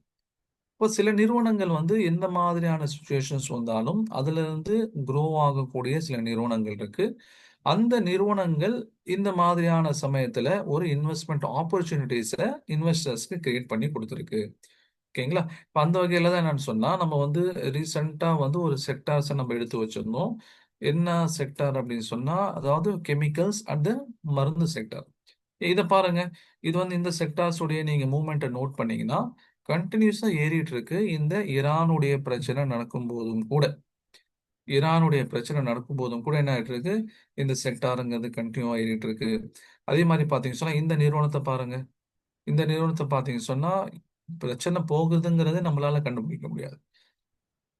பிரச்சனை நடந்துட்டு இருக்குங்கிறத நம்மளால கண்டுபிடிக்க முடியாது. அந்த மாதிரி சில நிறுவனங்கள் என்ன ஆயிட்டு இருக்குன்னு சொன்னா ஏறிட்டு இருக்கு. இது வந்து நமக்கான ஒரு ஆப்பர்ச்சுனிட்டி. இப்ப நம்ம வந்து சொன்னோம் ஆரம்பத்திலே கோல்டு அப்படிங்கிறது ஒரு பெஸ்ட் ஆப்ஷன் சொல்லியிருந்தோம். அப்ப நெறைய நிறுவனங்கள் வந்து கோல்டு வாங்குறதுக்கு போறாங்க. அப்ப நம்ம என்ன பண்ணலாம்? கோல்ட மைனிங் பண்ணக்கூடிய நிறுவனங்கள், அதே போல வந்து கோல்ட விக்கக்கூடிய நிறுவனங்கள். இதுல ஃபோக்கஸ் பண்ணலாம். சரிங்களா? அப்ப எந்த ஒரு சிச்சுவேஷன்ஸ்லயும் நமக்கு வந்து ஒரு ஆப்பர்ச்சுனிட்டீஸ் அப்படின்றது கிரியேட் ஆயிட்டே தான் இருக்குது. நம்ம அத எப்படி யுட்டிலைஸ் பண்ணிக்கிறோம் அப்படிங்கிறது தான் நமக்கு இங்க இருக்கக்கூடிய நம்ம தனியா நம்ம காமிக்கக்கூடிய ஒரு ஆப்ஷன். ஓகே. எல்லா நிலைமைகளும் சரியானாதான் நான் வந்து செய்வேன் அப்படின்னு நினைச்சோம் அப்படின்னா இப்போ நம்மளால எந்த ஒரு ஒர்க்கும் செய்ய முடியாது. நீங்க வந்து ஸ்டாக் மார்க்கெட் விடுங்க, நம்முடைய பர்சனல் ஒர்க்கா இருந்தாலும் சரி, நம்ம ஒரு கடையா இருந்தாலும் சரி. இப்போ நீங்க ஒரு கடை வச்சிருக்கீங்க, நீங்க ஒரு டீ கடை வச்சிருக்கீங்கன்னா என்ன பண்ணுவீங்க? டீ கடை அப்படிங்கிறது வின்டர் செஷன்ல நல்ல மூவ்மெண்ட் இருக்கும். நிறைய பேர் என்ன பண்ணுவாங்க, குளிர்காலத்துல நிறைய பேர் டீ டீ குடிப்பாங்க. ஆனா வந்து சம்மர்ல என்ன பண்ணுவீங்க? சம்மர் செஷன்ல டீ குடிக்கிறவங்களுடைய எண்ணிக்கை குறைஞ்சிரும். ஓகேங்களா? ஜூஸ் குடிக்கிறவங்களுடைய எண்ணிக்கை அதிகமாயிரும். அப்படிங்கிற பட்சத்துல அப்ப நீங்க என்ன பண்ணுவாங்க? இப்ப நீங்களே பார்த்திருப்பீங்க. கடைகள்ல வந்து சம்மர் டைம்ல என்ன பண்ணுவாங்க சொன்னா, ஒரு லெமன் ஜூஸ் வந்து ஒரு தனியா ஒரு செக்மென்ட்டா ஆரம்பிச்சுருவாங்க. ஓகே. இல்ல அப்படின்னு சொன்னா, வேற ஏதாவது கரும்பு ஜூஸ வந்து ஒரு எக்ஸ்ட்ரா செக்மென்ட்டா அவங்க போட்டுக்குவாங்க. ஓகே. இப்ப நீங்க ஒரு முஸ்லீம் ஊர்ல இருக்கிறீங்க. முஸ்லீம் ஊர்ல வந்து ரமலான் மாசத்துல காலையில யாரும் சாப்பிட மாட்டாங்க. அப்ப என்ன பண்றது? காலையில யாரும் சாப்பிட மாட்டேங்கிறாங்களே அப்படின்னு ஃபீல் பண்ணிட்டு இருப்பீங்களா? இல்ல வந்து இஃப்தார் முடிச்சுட்டு யாரோ வருவாங்கன்னு எதிர்பார்ப்பீங்க. ஆனா இஃப்தார் முடிச்சுட்டு நைட் சாப்பிடுறவங்களுடைய எண்ணிக்கை ரொம்ப கம்மியாயிருச்சு. அப்ப இஃப்தார் முடிச்சுட்டு வரமாட்டேங்கிறாங்க. அப்ப இந்த ரமலான் 1 மாசம் நம்ம என்ன பண்ணலாம்? அப்படிங்கிறத ஒரு அடுத்த கட்டமா யோசிப்பான். ஓகே. அந்த மாரி ஒவ்வொரு கட்டங்கள்லயும், ஒவ்வொரு இடங்கள்லயும் வரக்கூடிய சேலஞ்சஸ நம்ம எப்படியா பண்ணணும்? நமக்கு வந்து அத ஃபேவரபிளா மாத்திக்கணும். இந்த சேலஞ்சஸ நமக்கு ஃபேவரபிளா மாத்திக்கணும். உதாரணமா இந்த எனர்ஜி செக்டார பாருங்க. எனர்ஜி செக்டார் அப்படிங்கிறது ரீசென்ட் டைம்ஸ்ல ஏறிட்டு இருக்கக்கூடிய ஒரு செக்டார். ஓகேங்களா? ரீசென்ட் டைம்ஸா என்னன்னு சொன்னா, அது ஏறிட்டு இருக்கக்கூடிய ஒரு செக்டார்ஸ். எப்போலருந்து கிட்டத்தட்ட மிட் ஜான்ல இருந்து ஆரம்பிச்சு இதுவரைக்கும் ஒரு ஏற்றத்த தான் குடுத்துட்டு இருக்கு. 33,000 பாயிண்ட்ல இருந்து ஆரம்பிச்சு, இப்ப 37,000 பாயிண்ட் வரைக்கும் போயிருச்சு. 4,000 பாயிண்ட் வந்து அப் சைடு. அப்ப என்னன்னு சொன்னா, நமக்குங்கிறது ஒரு ஆப்பர்ச்சுனிட்டீஸ் கிரியேட் ஆயிட்டே தான் இருக்குது. பட் என்ன நம்ம பார்க்க வேண்டியது இருக்கு, ஷரியாவுடைய கம்பெனிஸ்க்கு கீழ வருமா? அப்படிங்கிறத மட்டும் நம்ம எக்ஸ்ட்ரா பார்த்துக்கணும். என்னன்னு சொன்னா, நம்ம வந்து ரெகுலேஷன்ஸ், அதாவது ஸ்டாக் மார்க்கெட்ட பொறுத்தவரைக்கும் சேஃப்டி எவ்வளோ இருக்கு? இப்ப சேலஞ்சஸ் இப்போ இந்த சமயத்துல என்ன போயிட்டு இருக்கு? அத எப்படி ஃபேஸ் பண்றது அப்படிங்கிறத நான் உங்களுக்கு காமிச்சுட்டேன். உங்களுக்கு நான் சொல்லிட்டேன்.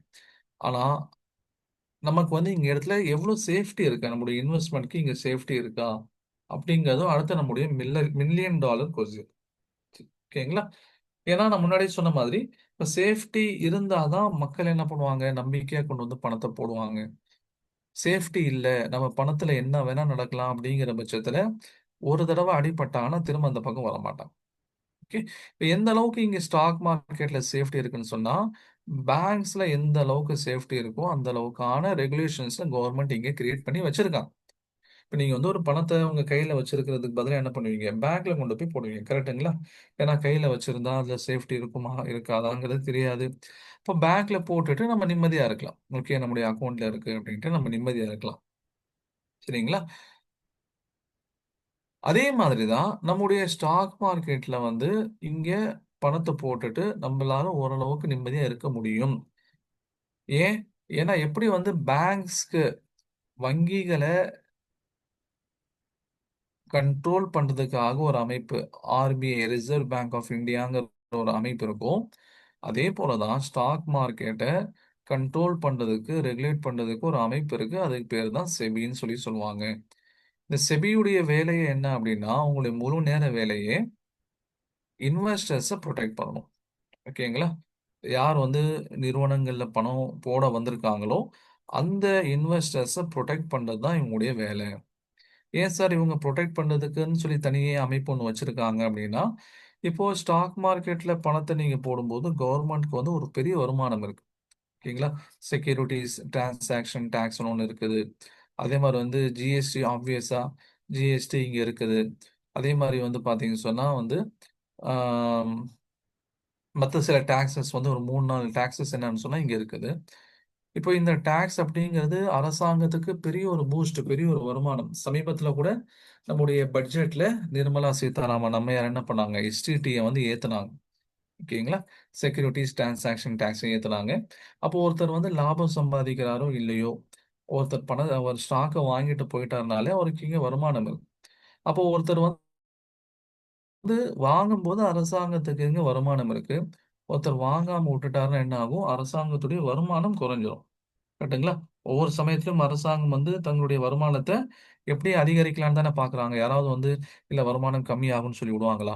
அப்போ வருமானம் அதிகமாகணும், ஸ்டாண்டர்டா ஒரு வருமானம் வரணும் அப்படின்னா, இங்க வந்து எந்த தில்லு முள்ளும் நடக்காம பார்த்துக்கணும். எப்படி வந்து பேங்க்ஸ்ல பார்க்குறாங்களோ அந்த மாரி. அதையும் தாண்டி 1, 2 நடக்கும். அது வந்து யாராலயும் தடுக்க முடியாது. அது வந்து பேங்க்ஸ்ல கூட தான் நடக்குது. ஓகேங்களா? பேங்க்ஸ்ல கூட சில இடங்கள்ல சில அ திருட்டு வேலைகள் நடக்குது. சில நேரங்கள்ல சில தவறுகள் நடக்குது. அதேபோல வந்து ஸ்டாக் மார்க்கெட்டும் ஒரு சில தவறுகள் நடக்கும். அத வந்து கண்டுபிடிச்சாங்கன்னா என்ன பண்ணிருவாங்க, இவங்க வந்து பனிஷ் பண்ணிருவாங்க. நடக்காம பார்த்துக்குவாங்க. அதுக்கான ஒரு பெஸ்ட் எக்ஸாம்பிள் யாரு? இவர் அனில் அம்பானி. அனில் அம்பானிய பொறுத்தவரைக்கும் என்னன்னு சொன்னா, ஆ இவர் வந்து இந்த செக்யூரிட்டி மார்க்கெட்ல பெருசா ஒண்ணும் கோல்மால் பண்ணல. இவர் வந்து இவருடைய ஒரு நிறுவனத்துக்காக பணத்த வாங்கிட்டு, அத வேற நிறுவனத்துல யூஸ் பண்ணிக்கிட்டாரு. இதுதான் இவர் பண்ண தப்பு. ஓகேங்களா? உதாரணமா வந்து ஒரு ஏபிசின்னு ஒரு நிறுவனம் வச்சிருக்காருன்னு வைங்களேன். இந்த நிறுவனத்துக்காக பணத்த வாங்கி, அத வந்து எக்ஸ்ஒய்இசட் அப்படிங்கிற நிறுவனத்துல பயன்படுத்திட்டார். இதனால செபி என்ன பண்ணிட்டாங்க, நீங்க 5 வருஷத்துக்கு செக்யூரிட்டீஸ் மார்க்கெட் பக்கமே நீங்க வரக்கூடாது அப்படின்ட்டு இவங்க மேல வந்து தடை விதிச்சுட்டாங்க. ஓகே, எந்த அளவுக்கு இந்த பிரச்சனை முத்தி போச்சு அப்படின்னு சொன்னா, இடி வந்து இவருடைய பங்களாவ சீஸ் பண்ற நிலைமைக்கு வரைக்கும் போயிருச்சு.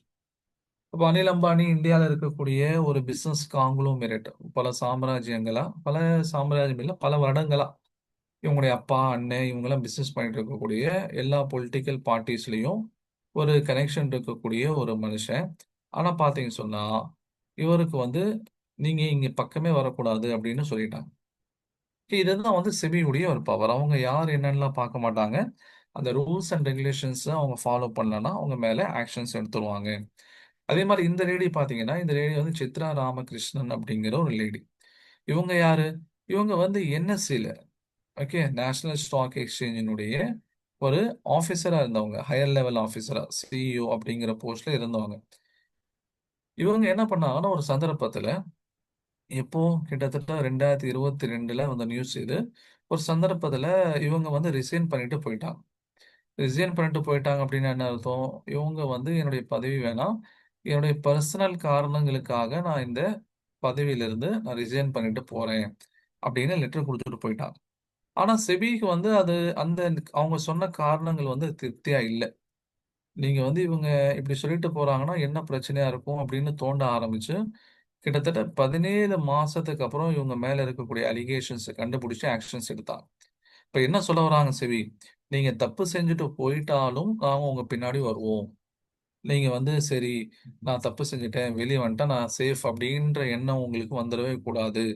நீங்க தப்பு செஞ்சாலும், நாங்க உங்களுக்கு பின்னாடியே துரத்தி வந்து உங்கள புடிப்போம் அப்படின்ட்டு ஒரு வார்னிங் குடுத்தாங்க. இப்ப இந்த 2 சம்பவங்கள் ஒரு எக்ஸாம்பிள். செபிங்கிறது எப்படி வந்து ஒரு கண்காணிக்கக்கூடிய நிறுவனமா இருந்துட்டு இருக்கு. தவறுகள் நடக்காம பாக்குது அப்படிங்கிறது. அவங்க டே டு டே பல ரிஃபார்ம்ஸ் கொண்டு வந்துட்டு தான் இருக்காங்க. செபி வந்து இன்வெஸ்டர்ஸ புரொடெக்ட் பண்றதுக்காக டே டு டே வந்து நெறைய ரிஃபார்ம்ஸ் கொண்டு வந்துட்டு இருக்காங்க. அதுல பல ரிஃபார்ம்ஸ் வந்து என்னுடைய இந்த ட்ரேடிங் எக்ஸ்பீரியன்ஸ்ல நானே பார்த்திருக்கேன். ஓகேங்களா? ஆனா இந்த மாதிரியான தவறுகள் நடக்கிறத அவங்க வந்து அலோவ் பண்ண மாட்டாங்க. ஏன்னா மக்களுக்கு நம்பிக்கை போயிறக்கூடாது அப்படிங்கிறதுக்காக வேண்டி. இப்ப நமக்கு இங்க இருக்கக்கூடிய இன்வெஸ்ட்மென்ட் ஆப்ஷன் அப்படிங்கிறது அது சேஃப் அப்படிங்கிறதுக்கு இந்த 2 விஷயங்கள், இந்த 2 சம்பவங்களே நமக்கு சாட்சி. ஏய், சரி சார், சேஃப்டி இருக்குது. சேஃப்டி இருக்குது அப்படிங்கிறதுக்காக அங்க குரோத் இருக்குன்னு எதிர்பார்க்க முடியுமா? சேஃப்டி எனக்கு இங்க இருக்குது. நீங்க சொல்ற சம்பவங்கள வச்சு எனக்கு அது சாட்டிஸ்ஃபை ஆயிருச்சு. ஆனா சேஃப்டி மட்டும் போதுமா? என்னுடைய முதலீடு வந்து குரோ ஆக வேணாமா? குரோ ஆகுறதுக்கான வாய்ப்புகள் இங்க இருக்கா? ஏன்னா மண்ல நீங்க புதைச்சு வச்சா கூட இருந்தா என்ன இருக்கும்? பணம்ங்கிறது சேஃபா இருக்கும். கரெக்ட் தானே? வீட்டுக்குள்ளேயே நீங்க என்ன பண்றீங்க? ஒரு சின்னதா குழி தோண்டி உங்ககிட்ட இருக்கக்கூடிய காசு, பணம் எல்லாத்தையும் அங்க வச்சு நீங்க மூடிட்டீங்கன்னா, அப்பயும் தான் பணம் சேஃபா இருக்கும். யாருக்கும் தெரியாது. ஆனா அது குரோ ஆகாது. ஓகேங்களா? அது உள்ள நீங்க பணத்த புதைச்சு வச்சீங்கன்னா, அது அப்படியே பனை மரமாவா முளைக்கவா போகுது? இல்ல. சரிங்களா? அப்போ சேஃப்டி இருக்குது ஓகே. ஆனா குரோ ஆகுமா? என்னுடைய இன்வெஸ்ட்மென்ட்ங்கிறது குரோ ஆகுமா? அப்படிங்கிறது நமக்கு அடுத்த ஒரு கேள்வி. நீங்க கடைசியா நடந்த லோக்சபா எலக்ஷன்ல நீங்க நோட் பண்ணியிருந்தீங்கன்னா, ராகுல் காந்தியுடைய அஃபிடவிட். அதுல அவர் மியூச்சுவல் ஃபண்ட்ல மாசம் மாசம் 10,000 போடுறாரு. அந்த 10,000 அமௌண்ட் இப்போ வந்து 1.7 குரோரா குரோ ஆயிருக்குன்ட்டு நீங்க அஃபிடவிட்ல பார்த்திருப்பீங்க. இப்போ மாசம் 10,000 அப்படிங்கிறது வருஷத்துக்கு எவ்வளோ ஆகுது? வருஷத்துக்கு வந்து கிட்டத்தட்ட 1.2 லேக்ஸ். ஓகேங்களா? 1.2 லேக்ஸ். இதே 10 இயர்ஸ்க்கு நீங்க எடுத்துட்டீங்கன்னா அரௌண்ட் வந்து 12 லேக்ஸ். 15 இயர்ஸ்க்கு எடுத்துட்டீங்கன்னு சொன்னா அரௌண்ட் வந்து 18 லேக்ஸ் தான் அவருடைய ஆக்சுவல் இன்வெஸ்ட்மெண்ட். ஆனா அது எவ்வளவா க்ரோ ஆயிருக்கு? 1.7 crore க்ரோ ஆயிருக்கு. அப்ப மியூச்சுவல் ஃபண்ட் நிறுவனங்கள் என்ன பண்றாங்க? அவங்க லாங் டேர்ம்க்கு ஸ்டாக்ல தான் இன்வெஸ்ட் பண்றாங்க. இப்போ மந்த்லி மந்த்லி நீங்க இன்வெஸ்ட்மென்ட் பண்ணும்போது அது இவ்வளோ தூரம் க்ரோ ஆகுது. நீங்க போய் திரும்ப நீங்க நியூஸ்ல கூட பார்க்கலாம் இது. ராகுல் காந்தியுடைய அஃபிடவிட் அப்படின்னு போட்டீங்கன்னா கூட உங்களுக்கு கூகுள்லயோ அல்லது இந்த யூடியூப்லயே கிடைச்சிடும். இப்போ ஸ்டாக் மார்க்கெட் எல்லா நிறுவனங்கள் என்ன பண்றாங்கன்னா, நிறுவனங்கள்ல டிஃப்ரெண்ட் கைண்ட்ஸ் ஆஃப் நிறுவனங்கள்ல முதலீடுகள் செய்றாங்க. அப்போ growth அப்படிங்கிறது இங்க இருக்குது. இப்ப நமக்கு இங்க இருக்கக்கூடிய ஆப்பர்ச்சுனிட்டீஸ் இருக்குது. ஆனா நான் இண்டிவிஜுவலா ஒரு இன்வெஸ்டரா நான் உள்ள போடும்போது எனக்கான ஆப்பர்ச்சுனிட்டி என்ன? அப்படின்னு சொல்லி நீங்க பார்த்தீங்கன்னா, உங்களுக்கே நல்லா தெரியும். இந்தியாங்கிறது இன்னைக்கு வேர்ல்ட்ல வந்து மோஸ்ட் பாப்புலஸ் கண்ட்ரி. ஓகேங்களா? மோஸ்ட் பாப்புலஸ் கண்ட்ரி எந்த அளவுக்கு அப்படின்னா, சைனாவ பீட் பண்ணிட்டு இன்னைக்கு வேர்ல்ட்ல நம்ம தான் வந்து அதிகமான மக்கள் தொகை இருக்கக்கூடிய ஒரு நாடாக வந்துட்டோம். 146 கோடி ஆஸ் பர் 25 ரெக்கார்டு. சூன் நம்ம என்ன பண்ணுவோம்? 150 crore வந்து நம்ம வெகு விரைவில் நம்ம ரீச் பண்ண இருக்கிறோம். சைனால வந்து 141, யூஎஸ்ல வந்து கிட்டத்தட்ட 35 crore. அதுக்கப்புறம் மற்ற நாடு இப்போ இந்தோனேஷியா பாருங்க 28 கோடி, பாகிஸ்தான்ல 25 கோடி. அப்போ இத்தனை மக்கள் தொகையில நம்ம வந்து ஃபர்ஸ்ட் டாப்ல நம்ம இருக்கிறோம். இப்ப இது வந்து நமக்கு எப்படி ஒரு ஆப்பர்ச்சுனிட்டி அப்படின்னா, இத்தனை மக்களுக்கு தேவையான உணவுகளை தயார் பண்ண வேண்டியது. அந்த உணவை தயார் பண்றதுக்கு என்ன வேணும்? உரம் வேணும். அது ஒரு தனிப்பட்ட ஒரு நிறுவனம். கரெக்ட்டுங்களா? இப்ப நீங்க பேசிக் பாருங்க.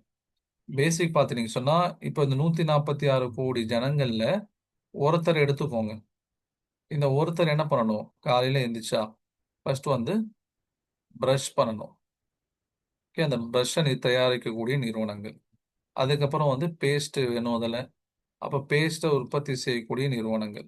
அதுக்கப்புறம் குளிக்க போவாரு. அந்த குளிக்கிறதுக்கு அவருக்கு வந்து சோப் வேணும். அப்ப அந்த சோப்பு உற்பத்தி செய்யக்கூடிய நிறுவனங்கள். அப்புறம் பிரேக்ஃபாஸ்ட் சாப்பிட போவாரு. அப்ப காலையில பொங்கல் இருக்கு அப்படின்னு சொன்னா, அந்த பொங்கல்ல அரிசியிலேருந்து வருது. அந்த அரிசியை உற்பத்தி செய்யறதுக்காக வேண்டி விவசாயிகள், அந்த விவசாயிகளுக்குடைய நிலங்களுக்கு போட வேண்டிய உரங்கள், அதுல போட வேண்டிய பெஸ்டிசைடு பூச்சிக்கொல்லி மருந்துகள், அதுல போட வேண்டிய வீடிசைடு, ஓகேங்களா? சில தேவையில்லாத தாவரங்களை எடுக்கிறதுக்கான சில மருந்துகள். அடுத்தது ஹெர்பிசைடு. ஓகே, மற்ற சில அஹ், உயிரினங்கள் பாதிச்சிடக்கூடாதுன்னு அதுக்கு இருக்கக்கூடிய விஷயங்கள். அந்த கிராப்புக்கான இன்சூரன்ஸ். அப்ப இன்சூரன்ஸுக்கான நிறுவனங்கள், அவங்களுக்கு தேவையான எலக்ட்ரிசிட்டி. அப்ப எலக்ட்ரிசிட்டியை உற்பத்தி பண்ணக்கூடிய நிறுவனங்கள். இந்த மாரி எல்லாத்தையும் சுத்தி எல்லா நிறுவனமும் செயல்பட்டு கொண்டு தான் இருக்கு. இப்ப இந்த 146 கோடி மக்களுக்காக அரசாங்கம், நிறுவனங்கள் செயல்பட்டே ஆகணும். அந்த நிறுவனங்கள் தான் ஸ்டாக் மார்க்கெட்ல வந்து ஃபண்டை கேட்கலாம். அப்ப அதுல பெஸ்ட் நிறுவனம் எது? அப்படிங்கிறத மட்டும் தான் நம்ம பார்க்கணும். மத்தபடி எல்லா நிறுவனங்களும் அவங்களுடைய செயல்பாட்டுல இருந்து கொண்டே தான் இருக்காங்க.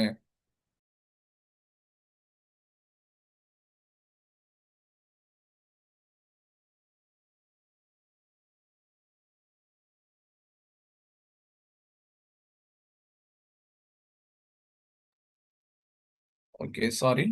லேப்டாப் பிளக்இன் பண்ணேன். இப்ப இன்னைக்கு உலக நாடுகள் எல்லாம் வந்து இந்தியாவை என்ன பார்க்கறாங்க? ஒரு ஹியூஜ் மார்க்கெட்டா பார்க்கறாங்க. ஓகேங்களா? ஒரு ஹியூஜ் மார்க்கெட்டா நம்மள அப்சர்வ் பண்றாங்க. ஏன் எந்த நிறுவனங்களா இருந்தாலும் இங்க வந்து ஒரு தொழில ஆரம்பிக்கிறதுங்கிறது ஒரு தேவையான ஒரு விஷயம். ஓகே, பல உதாரணங்கள் உங்களுக்கு நான் இங்க உங்களுக்கு சொல்ல முடியும். ஆ, எந்த வெளிநாட்டுல இருந்து ஒரு நிறுவனம் வந்தாங்கன்னா, அவங்க ஃபர்ஸ்ட் என்ன எதிர்பார்ப்பாங்க? இங்க வந்து ஒரு போர் சூழல் இல்லாம இருக்கா? அப்படின்னு பார்த்தீங்கன்னா, நம்ம கிட்டத்தட்ட வந்து ஒரு நல்ல அமைதியான நாடு தான். உலக நாடுகள் மத்தியில நமக்கு ஒரு நல்ல பேர் இருக்குது. எந்த சண்டை சச்சரவுகளுக்கு நம்ம போறது இல்ல. ரீசெண்டா பாகிஸ்தான் கூட நடந்த அந்த ஆபரேஷன் சிந்தூர் கூட இந்த காஷ்மீர்ல வந்து என்ன பண்ணாங்க? அப்பாவி மக்கள கொன்னுட்டு போயிட்டாங்க. அதுக்காக நடந்த ஒரு கவுண்டர் ஆக்ஷன் தான். மத்தபடி யார் கூடயும் நம்ம போய் பெருசா சண்டை போறது இல்ல. ஆனா பாகிஸ்தான்ல பாருங்க. பாகிஸ்தான்ல எவ்வளவு பிரச்சனைகள். இந்த ரமலான்ல கூட இஸ்லாமாபாத்ல இருக்கக்கூடிய ஒரு பள்ளியில ரமலான்லயோ இல்ல ரமலானுக்கு முன்னாடியோ நினைக்கிறேன். ஒரு ஃப்ரைடே அன்னைக்கு என்ன இருக்கு? அங்க வந்து ஒரு பிளாஸ்ட் நடந்திருக்கு. அதே மாதிரி பலூச்சிஸ்தான் ஏரியால பாத்தீங்கன்னா அங்க வந்து எப்பவுமே ஆர்மி ஆக்டிவா இருக்குது. இப்ப பாத்தீங்க சொன்னா பாகிஸ்தானுக்கும் ஆப்கானிஸ்தானுக்கும் சண்டை இருக்குது. ஓகே, ஃபார் எக்ஸாம்பிளுக்கு நான் சொல்றேன். இதே நீங்க பங்களாதேஷ் எடுத்துக்கோங்க. பங்களாதேஷ்ல லாஸ்ட் 1 இயரா ஒரு பொலிட்டிக்கலா ஸ்டெபிளா இல்ல. ஹசீனாவை வந்து அங்கிருந்து துரத்துனதுக்கு அப்புறம், ஷேக் ஹசீனாவை துரத்துனதுக்கு அப்புறம் 1.5 வருஷம் வந்து ஒரு இன்டரிங் கவர்மெண்ட், அந்த நாட்டினுடைய ஒரு நோபல் லாரெட் யூனுஸ், முகமது யூனுஸ் தான் என்ன பண்ணாரு, ஒரு 1.5 வருஷம் அங்க ஆட்சியில இருந்தாரு. அதுக்கப்புறம் இப்பதான் வந்து யார் வந்திருக்கா, அங்க வந்து ஹாலிதா ஜியா அவங்களுடைய மகன், அவங்களுடைய பாட்டி பிஎன்பி, அவங்க என்ன பண்ணியிருக்காங்க, முஜீபுர் ரஹ்மான் இல்ல, இப்ப இருக்கக்கூடிய பிரசிடென்ட் உடைய பேர் வந்து டக்குன்னு ஞாபகம் வர மாட்டேது. ஹாலிதா ஜியாவுடைய பையன். ஓகே, ஃபார்மர் பிரைம் மினிஸ்டருடைய 71 72 பாகிஸ்தான் பங்களாதேஷ் பிரிஞ்சதுல இருந்து ரெண்டே ரெண்டு பெண்கள் தான் வந்து பங்களாதேஷை ஆட்சி பண்ணியிருக்காங்க. ஒன்று ஷேக் ஹசீனா, ரெண்டாவது வந்து இவங்க ஹாலிதா ஜியா. இந்த ரெண்டு பிரைம் மினிஸ்டர்ஸ் தான் இருந்திருக்காங்க. இப்போதான் ஃபர்ஸ்ட் டைம் வந்து ஒரு மேல் பிரைம் மினிஸ்டர் வராரு பங்களாதேஷ்ல. ஓகே, அந்த மாதிரியான சுச்சுவேஷன்ஸ் இருக்கு. இப்போ அங்க ஒரு பொலிட்டிக்கல் ஸ்டெபிலிட்டி இல்ல.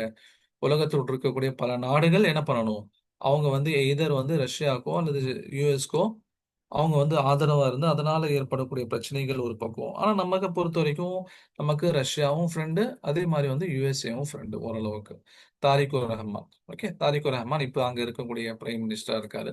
இப்போ நம்ம பொறுத்த வரைக்கும் என்ன சொன்னா, நம்ம நாடுகள்ல வந்து இன்வெஸ்ட்மெண்ட் பண்ணும்போது அது ஒரு சேஃபா இருக்குங்கிறது வேர்ல்ட் கண்ட்ரீஸ்க்கு இருக்கக்கூடிய ஒரு நம்பிக்கை. சரிங்களா? இது வந்து நமக்கு ஒரு பெரிய ஆப்பர்ச்சுனிட்டி. அதனால தான் வந்து இந்தியா ரீசென்ட் டைம்ஸ்ல India becomes world's fourth largest economy, surpasses Japan. உலகத்தில் இருக்கக்கூடிய பணக்கார நாடுகள்ல ஆப்வியஸா யுஎஸ்ஏ இன் ஃபர்ஸ்ட் பொசிஷன். ரெண்டாவது சைனா இருக்காங்க, ஆல்மோஸ்ட் யுஎஸ்ஏ அவங்க நெருங்கிட்டு இருக்காங்க. மூணாவது ஜெர்மனி. ஜெர்மனி ஆல்மோஸ்ட் நம்ம வந்து கூடிய சீக்கிரத்தில் பீட் பண்ணி இது தேர்ட் பிளேஸ்க்கு நம்ம வந்துடும். ஓகேங்களா? அப்போ உலகத்துல வேகமா வளரக்கூடிய நாடுகள்ல இந்தியா இருந்து கொண்டுதான் இருக்குது. தொடர்ந்து மேலே ஏறி வந்து கொண்டுதான் இருக்காங்க. அதே மாதிரி இந்தியன் ஸ்டாக் மார்க்கெட்ல இன்வெஸ்ட் பண்ணக்கூடியவங்களுடைய எண்ணிக்கையும் அதிகமாயிட்டு இருக்கு. இது எதை காமிக்குதுன்னா நம்பிக்கையை காமிக்குது. இப்ப கிட்டத்தட்ட கொரோனாவுடைய நேரத்துல பாத்தீங்கன்னா ஒவ்வொரு வருடமும் இது வந்து பாத்தீங்கன்னா 19 மில்லியன். 19 மில்லியன்ங்கிறது 1.9 crore. அதுக்கப்புறம் 2 கோடி, அடுத்தது 2.1, 2.2, 2.3, 2.5, 2.8, 3.2 கோடி, அதுக்கப்புறம் 3.6 கோடி கொரோனாவுடைய சமயத்துல. அதுக்கப்புறம் பார்த்தீங்கன்னு சொன்னா 2020க்கு அப்புறம் பெரிய ஜம்ப், 4 கோடியில இருந்து 5.5 கோடி, 5.5 கோடியில இருந்து எத்தனை, கிட்டத்தட்ட 9 கோடி, 9 கோடியில இருந்து இப்ப கிட்டத்தட்ட 12 கோடி டிமேட் அக்கௌண்ட்டை வந்து இன்னைக்கு யூஸ் பண்ணக்கூடியவங்க இருக்காங்க. ஓகேங்களா? அப்போ வந்து இத்தனை மக்கள் உள்ள வருது அப்படிங்கிறது ஸ்டாக் மார்க்கெட்டை அவங்களுக்கு இருக்கக்கூடிய ஒரு நம்பிக்கையை காமிக்குது. ஸ்டாக் மார்க்கெட்டுக்கு அதுல இருக்கக்கூடிய நம்பிக்கையை காமிக்குது. நிறைய பேர் என்ன பண்றாங்க, ஸ்டாக் மார்க்கெட்டுக்குள்ள வர ஆரம்பிக்கிறாங்க. பட் இன்னும் வந்து still we are hesitating. Muslim community அவங்களுக்கு இதை பத்தியான ஒரு அவேர்னஸ் இல்லை. அவேர்னஸ் இருந்தாலும் சில தப்பான அவேர்னஸ் கைடன்ஸ்ல அப்படிங்கிறது இருக்குது. இதுல நான் முன்னாடி சொன்ன மாதிரி ஷரியாவுடைய ஆஸ்பெக்டும் பார்க்கணும்னு சொல்லியிருக்கோம். ஷரியாவுடைய ஆஸ்பெக்ட்ஸ்ல என்னென்ன இருக்குங்கிறது நம்ம கிளாஸ்ல நடத்துவோம். என்னென்ன விஷயங்கள் பார்க்கணும் டீட்டெயிலாக அதை எக்ஸ்பிளைன் பண்ணுவோம். அது உங்களுக்கு நம்ம என்ன பண்ணுவோம்னு சொன்னா நடத்தி கொடுப்போம். சரிங்களா? இப்போ வந்து கவர்மெண்டுடைய சைட்ல இருந்தும் சில டாக்ஸ் ரிலாக்ஸேஷன்ஸ் கொடுக்கலாம். எப்படி கொடுக்குறாங்க? 4 லட்சம் வரைக்கும் நீங்க என்ன பண்ண தேவையில்லை. உங்க வருமானம் இந்த டாக்ஸ் கிடையாது. 12 லட்சம் வரைக்கும் வந்து அவங்களுக்கு எக்ஸம்ஷன்ஸ் நீங்க வாங்கிக்கலாம். நம்முடைய இண்டஸ்ட்ரீஸ் பூஸ்ட் பண்றதுக்காக வேண்டி கிட்டத்தட்ட 11 லட்சம் கோடி ரூபாய் கவர்மெண்ட் என்ன பண்ணியிருக்காங்கன்னா அலாட் பண்ணியிருக்காங்க. ஓகேங்களா? அதே போல பாத்தீங்கன்னு சொன்னா நம்ம வந்து ஃபோர்த் லார்ஜஸ்ட் எக்கானமி. நம்முடைய வளர்ச்சி வீதமும் வளர்ச்சி சதவிகிதமும் அதிகம். 2 பேர் ஓடிட்டு இருக்காங்கன்னா 2 பேரும் ஓடிட்டு இருக்காங்க. ஆனா யார் வேகமா ஓடுறா அப்படிங்கிற கொஸ்டின் வருதா இல்லையா? இன்னைக்கு உலகத்தில் இருக்கக்கூடிய மற்ற எமர்ஜிங் மார்க்கெட்ஸ், நீங்க சவுத் ஆப்பிரிக்கா எடுத்துக்கோங்க, அதே மாதிரி வந்து யுஎஸ் எடுத்துக்கோங்க, அதே மாதிரி பிரேசில், எந்த கண்ட்ரி எடுத்துக்கிட்டாலும் நம்மளுடைய வளர்ச்சி அளவுக்கு அவங்களால எட்டவே முடியல. இன்னும் சொல்ல போனா இந்த 2025ல Q3, ஓகேங்களா, மூன்றாவது காலாண்டுல இந்தியாவோட வளர்ச்சிங்கிறது 8.2%. இத்தனைக்கும் அமெரிக்காவோட டாரிஃப் இருந்துச்சு. உலகத்துல வந்து உக்ரைன் ரஷ்யாவுடைய போர் ஒரு பக்கம் நடந்துட்டு இருந்துச்சு. ஓகே. இவ்வளோ பிரச்சனைகள் இருந்துமே கூட நம்மளால என்ன பண்ண முடிஞ்சுச்சு, 8% வந்து Q3ல ரிசல்ட் காமிக்க முடிஞ்சுச்சு. இப்ப இதெல்லாம் நம்மளுடைய பொட்டன்ஷியல் காமிக்குது. நம்ம யார் கூடயும் போய் என்ன பண்றது இல்ல, தேவையில்லாம வம்பு இழுக்கிறது இல்ல. இப்போ வந்து யுஎஸ் என்ன பண்ணாங்க, நம்ம கிட்ட வந்து 25+25, ஓகேங்களா? 25%ங்கிறது நம்ம மேல வரி. 25% அப்படிங்கிறது பியூனிட்டிவ் டேக்ஸ். நம்ம ரஷ்யா கிட்ட ஆயில் வாங்குறதுனால 50% போட்டாங்க. சைனா கிட்ட போடும்போது சைனாவும் அவங்க மேல திருப்பி போட்டாங்க. திருப்பி அவர் ஏத்துனாரு. திருப்பி சைனா ஏத்துனாங்க. இந்த மாதிரி போயிட்டு இருந்துச்சு. நம்ம அப்படிலாம் பண்ணல. நம்ம என்ன பண்ணோம், நெகோசியேஷன்ஸ் மூலியமா என்ன பண்ணுவோம், சில நெகோசியேஷன்ஸ்னா என்ன சொல்றது, பேச்சுவார்த்தை மூலியமா நம்ம அந்த பிரச்சனையை சால்வ் பண்ணோம். ஓகேங்களா? அதாவது ரஷ்யாவோட க்ளோஸ் கான்டாக்ட்ல இருக்கக்கூடிய எந்த நிறுவனமும், எந்த நாடுகளும் அமெரிக்காவுடைய க்ளோஸ் கான்டாக்ட்ல இல்ல. ஆனா நம்ம இந்தியா மட்டும் தான் அப்படி இருக்கு. ரஷ்யா கூடயும் க்ளோஸ் கான்டாக்ட், யுஎஸ்ஏ கூடயும் close contact. At the same time சமீபத்தில் நடந்த ஏஐ மாநாடுல பிரெஞ்சுடைய பிரசிடென்ட் மேக்ரான் வந்திருந்தாரு. 2 3 நாள் இருந்தாரு. ஓகே. இந்தியாவுக்கும் பிரான்ஸுக்குமான டைஸை வந்து இன்க்ரீஸ் பண்ணிட்டு போனாரு. இந்த மாதிரி வந்து ரஷ்யா கூட க்ளோஸ் கான்டாக்ட்ல இருக்கக்கூடிய கண்ட்ரி யூரோப் கூட க்ளோஸா இருக்குதான்னு கேட்டா மற்ற எந்த நாடுகளும் கிடையாது. இந்தியா என்ன பண்ணிட்டு இருக்காங்க, அந்த ஆப்பர்ச்சுனிட்டியை யூஸ் பண்ணிட்டு இருக்காங்க. அப்போ நமக்கு வந்து வளரக்கூடிய வளர்ச்சி விகிதமும் இந்தியா இருக்குது. அது மட்டும் இல்லாம ஒரு காலத்துல இப்போ உங்க வீட்ல கூட யாராவது ஒரு கவர்மெண்ட் எம்ப்ளாயி இருந்திருக்கலாம். அந்த கவர்மெண்ட் எம்ப்ளாயிஸ்க்கு பிடித்தம் அப்படின்னு இருக்கும். ஒரு 30,000 சம்பளம் அப்படின்னு சொன்னா 30,000 அவங்களுக்கு கொடுக்க மாட்டாங்க. ஒரு 3,000 பிடித்தம் பிடிச்சிட்டு மீதி 27 தான் கொடுப்பாங்க. இப்போ அந்த 3,000 என்ன பண்ணுவாங்க, இத்தனை காலம் வரைக்கும் அது அரசாங்கத்தினுடைய கடன் பத்திரங்கள்ல முதலீடு செஞ்சாங்க. ஓகேங்களா? அந்த 3,000 பிடித்தம் யார் யாருக்கு போகும்? இந்த இபிஎஃப்ஓ அப்படிங்கிற நிறுவனம், அதே மாதிரி இஎஸ்ஐசி அப்படிங்கிற நிறுவனம், இவங்க தான் வந்து பிடித்தம் செய்வாங்க. இவங்க அந்த பணத்தை கொண்டு போய் வந்து அரசாங்கத்தினுடைய கடன் பத்திரங்கள்ல போட்டு வட்டி வாங்கி எம்ப்ளாயிஸ்க்கு கொடுப்பாங்க. ஆனா இன்னைக்கு இருக்கக்கூடிய காலகட்டத்தில் அப்படி கிடையாது. இவங்க எல்லாமே வந்து ஸ்டாக் மார்க்கெட்ல இன்வெஸ்ட் பண்ண ஆரம்பிச்சுட்டாங்க. ஓகேங்களா? இப்ப பாருங்க, இஎஸ்ஐசியை பொறுத்த வரைக்கும் ESIC will invest 5% of its surplus. 5% வரைக்கும் ஸ்டாக் மார்க்கெட்ல முதலீடு செய்வாங்க. கொஞ்சம் கொஞ்சமா அது 15% வரைக்கும் அதை இன்க்ரீஸ் பண்ணிடுவாங்க. அப்படின்ட்டு கவர்மெண்ட்டுடைய ரெக்கார்டு, அரசாங்கத்துடைய நிறுவனங்கள் இங்க வராங்க. இப்ப அரசாங்கத்துடைய நிறுவனம் இங்க இன்வெஸ்ட் பண்ண ஆரம்பிக்கிறாங்க அப்படின்னா, அவங்களுக்கு வந்து ஒரு மினிமம் ரிட்டர்ன்ஸ் கிடைக்கணும். அப்பதான் வர முடியும். ஏன்னா இது வந்து கவர்மெண்ட் எம்ப்ளாயிஸ் உடைய சேலரி. நாளைக்கு எம்ப்ளாயிஸ் வெளியே போகும்போது அவங்களுக்கு பணத்தை திருப்பி கொடுக்கணும். கரெக்ட்டுங்களா? இல்லைங்க, ஸ்டாக் மார்க்கெட் வந்து ரொம்ப கிராஷ் ஆயிருச்சு, அதனால உங்களுக்கு கொடுக்க முடியாதுன்னு சொல்ல முடியுமா? முடியாது. அப்ப என்னன்னு சொன்னா, இவங்க இந்தியாவுடைய அந்த ஸ்டாக்ஸ்ல இன்வெஸ்ட்மெண்ட் பண்ண வர்றதுங்கிறது, நிறுவனங்கள் பண்ண வருதுங்கிறது, இது ஸ்டாக் மார்க்கெட்டுக்கு ஒரு பாசிட்டிவான சைன் இது. ஓகே. அதே போல வந்து எந்த மாதிரியான நிறுவனங்கள் எல்லாம், இல்ல எந்த மாதிரியான தனிநபர்கள் இந்தியால இருக்கக்கூடிய நிறுவனங்கள்ல முதலீடு செய்றாங்க. நிறுவனத்தை ஆரம்பிக்கக்கூடிய ஒருத்தர் பணம் போடுவாரு. அதை தாண்டி வெளிநாட்டுல இருந்து முதலீடு செய்யக்கூடிய நிறுவனங்கள், மியூச்சுவல் ஃபண்ட் நிறுவனங்கள், நம்மள மாதிரியான சின்ன சின்ன முதலீட்டாளர்கள், இந்திய அரசாங்கம், ஓகே, அதே மாதிரி இன்சூரன்ஸ் கம்பெனி, பர்டிகுலரா எல்ஐசி, இந்த மாதிரி பல பேர் வந்து இந்தியன் ஸ்டாக் மார்க்கெட்ல இன்வெஸ்ட்மெண்ட் பண்றாங்க. இப்ப நம்ம மட்டும் இங்க தனியா இல்ல. நம்மளை சுத்தி பல நிறுவனங்கள் இந்த மார்க்கெட்ல கொண்டு வந்து இன்வெஸ்ட்மெண்ட் பண்ணதுக்கு ரெடியா இருக்காங்க, செஞ்சுக்கிட்டும் இருக்காங்க. ஓகேங்களா? இப்போ ரீசெண்டா வந்து ஒரு ஒரு ஒரு முஃப்தி சாப் ஒருத்தவங்களை மீட் பண்ணேன். அந்த முஃப்தி சாப் வந்து ஆக்சுவலி நான் அவரை எங்க மீட் பண்ணேன் அப்படின்னு சொன்னா, நான் ஒரு ப்ரோக்ராமுக்கு போயிருந்தேன். ஓகே. ஸ்டாக் மார்க்கெட் பத்தியான ஒரு இன்ட்ரடக்ஷன் கொடுக்கறதுக்கு மதரசால இருக்கக்கூடிய ஆலிம்களுக்கு நடத்துறதுக்காக நான் போயிருந்தேன். அங்க அவரை மீட் பண்ணேன். அங்க அவரை மீட் பண்ணும்போது அவர் டாடா எத்திக்கல் ஃபண்ட் பத்தி சொன்னாரு. Tata ethical fund. ஓகேங்களா? இது வந்து முஸ்லிம்கள் உடைய அந்த ஷரியா சட்டங்களை ஃபாலோ பண்ணி இருக்கக்கூடிய ஒரு சில மியூச்சுவல் ஃபண்ட்ல ஒண்ணு. இதுல நான் மாசம் மாசம் நான் 1000 ரூபாய் இதுல இன்வெஸ்ட் பண்ணிட்டு இருக்கேன் அப்படின்னு சொல்லி சொன்னார். ஓகேங்களா? அப்போ அவருக்கு வந்து டாடா மியூச்சுவல் எத்திக்கல் ஃபண்ட் அப்படிங்கிறது ஒரு மியூச்சுவல் ஃபண்ட் இருக்குங்கிறது தெரிஞ்சிருக்கு. அதுல அவர் இன்வெஸ்ட்மெண்ட்டும் பண்ணிட்டு இருந்திருக்காரு. அது வந்து நமக்கு வந்து ஒரு சர்ப்ரைசிங்கா இருந்துச்சு. ஏன்னா அவருக்கு இவ்வளவு விஷயங்கள் தெரிஞ்சிருக்கே அப்படின்னு சொல்லிட்டு. ஆனா இன்னைக்கு காமன் மாசஸ்க்கு வந்து இந்த மாதிரியான ஆப்ஷன்ஸ் இன்னைக்கு நமக்கு இருக்குது அப்படிங்கிறது தெரியல. ஓகே. இப்ப வெறும் 1000 ரூபாய் இன்வெஸ்ட் பண்ணது இது என்ன சார் அது பெரிய விஷயமான்னு நீங்க கேட்கலாம். 1000 ரூபாய் ஒருத்தர் இன்வெஸ்ட் பண்றாரு அப்படின்னா 1000 ரூபாங்கிறது வருஷத்துக்கு 12,000 ரூபாய்.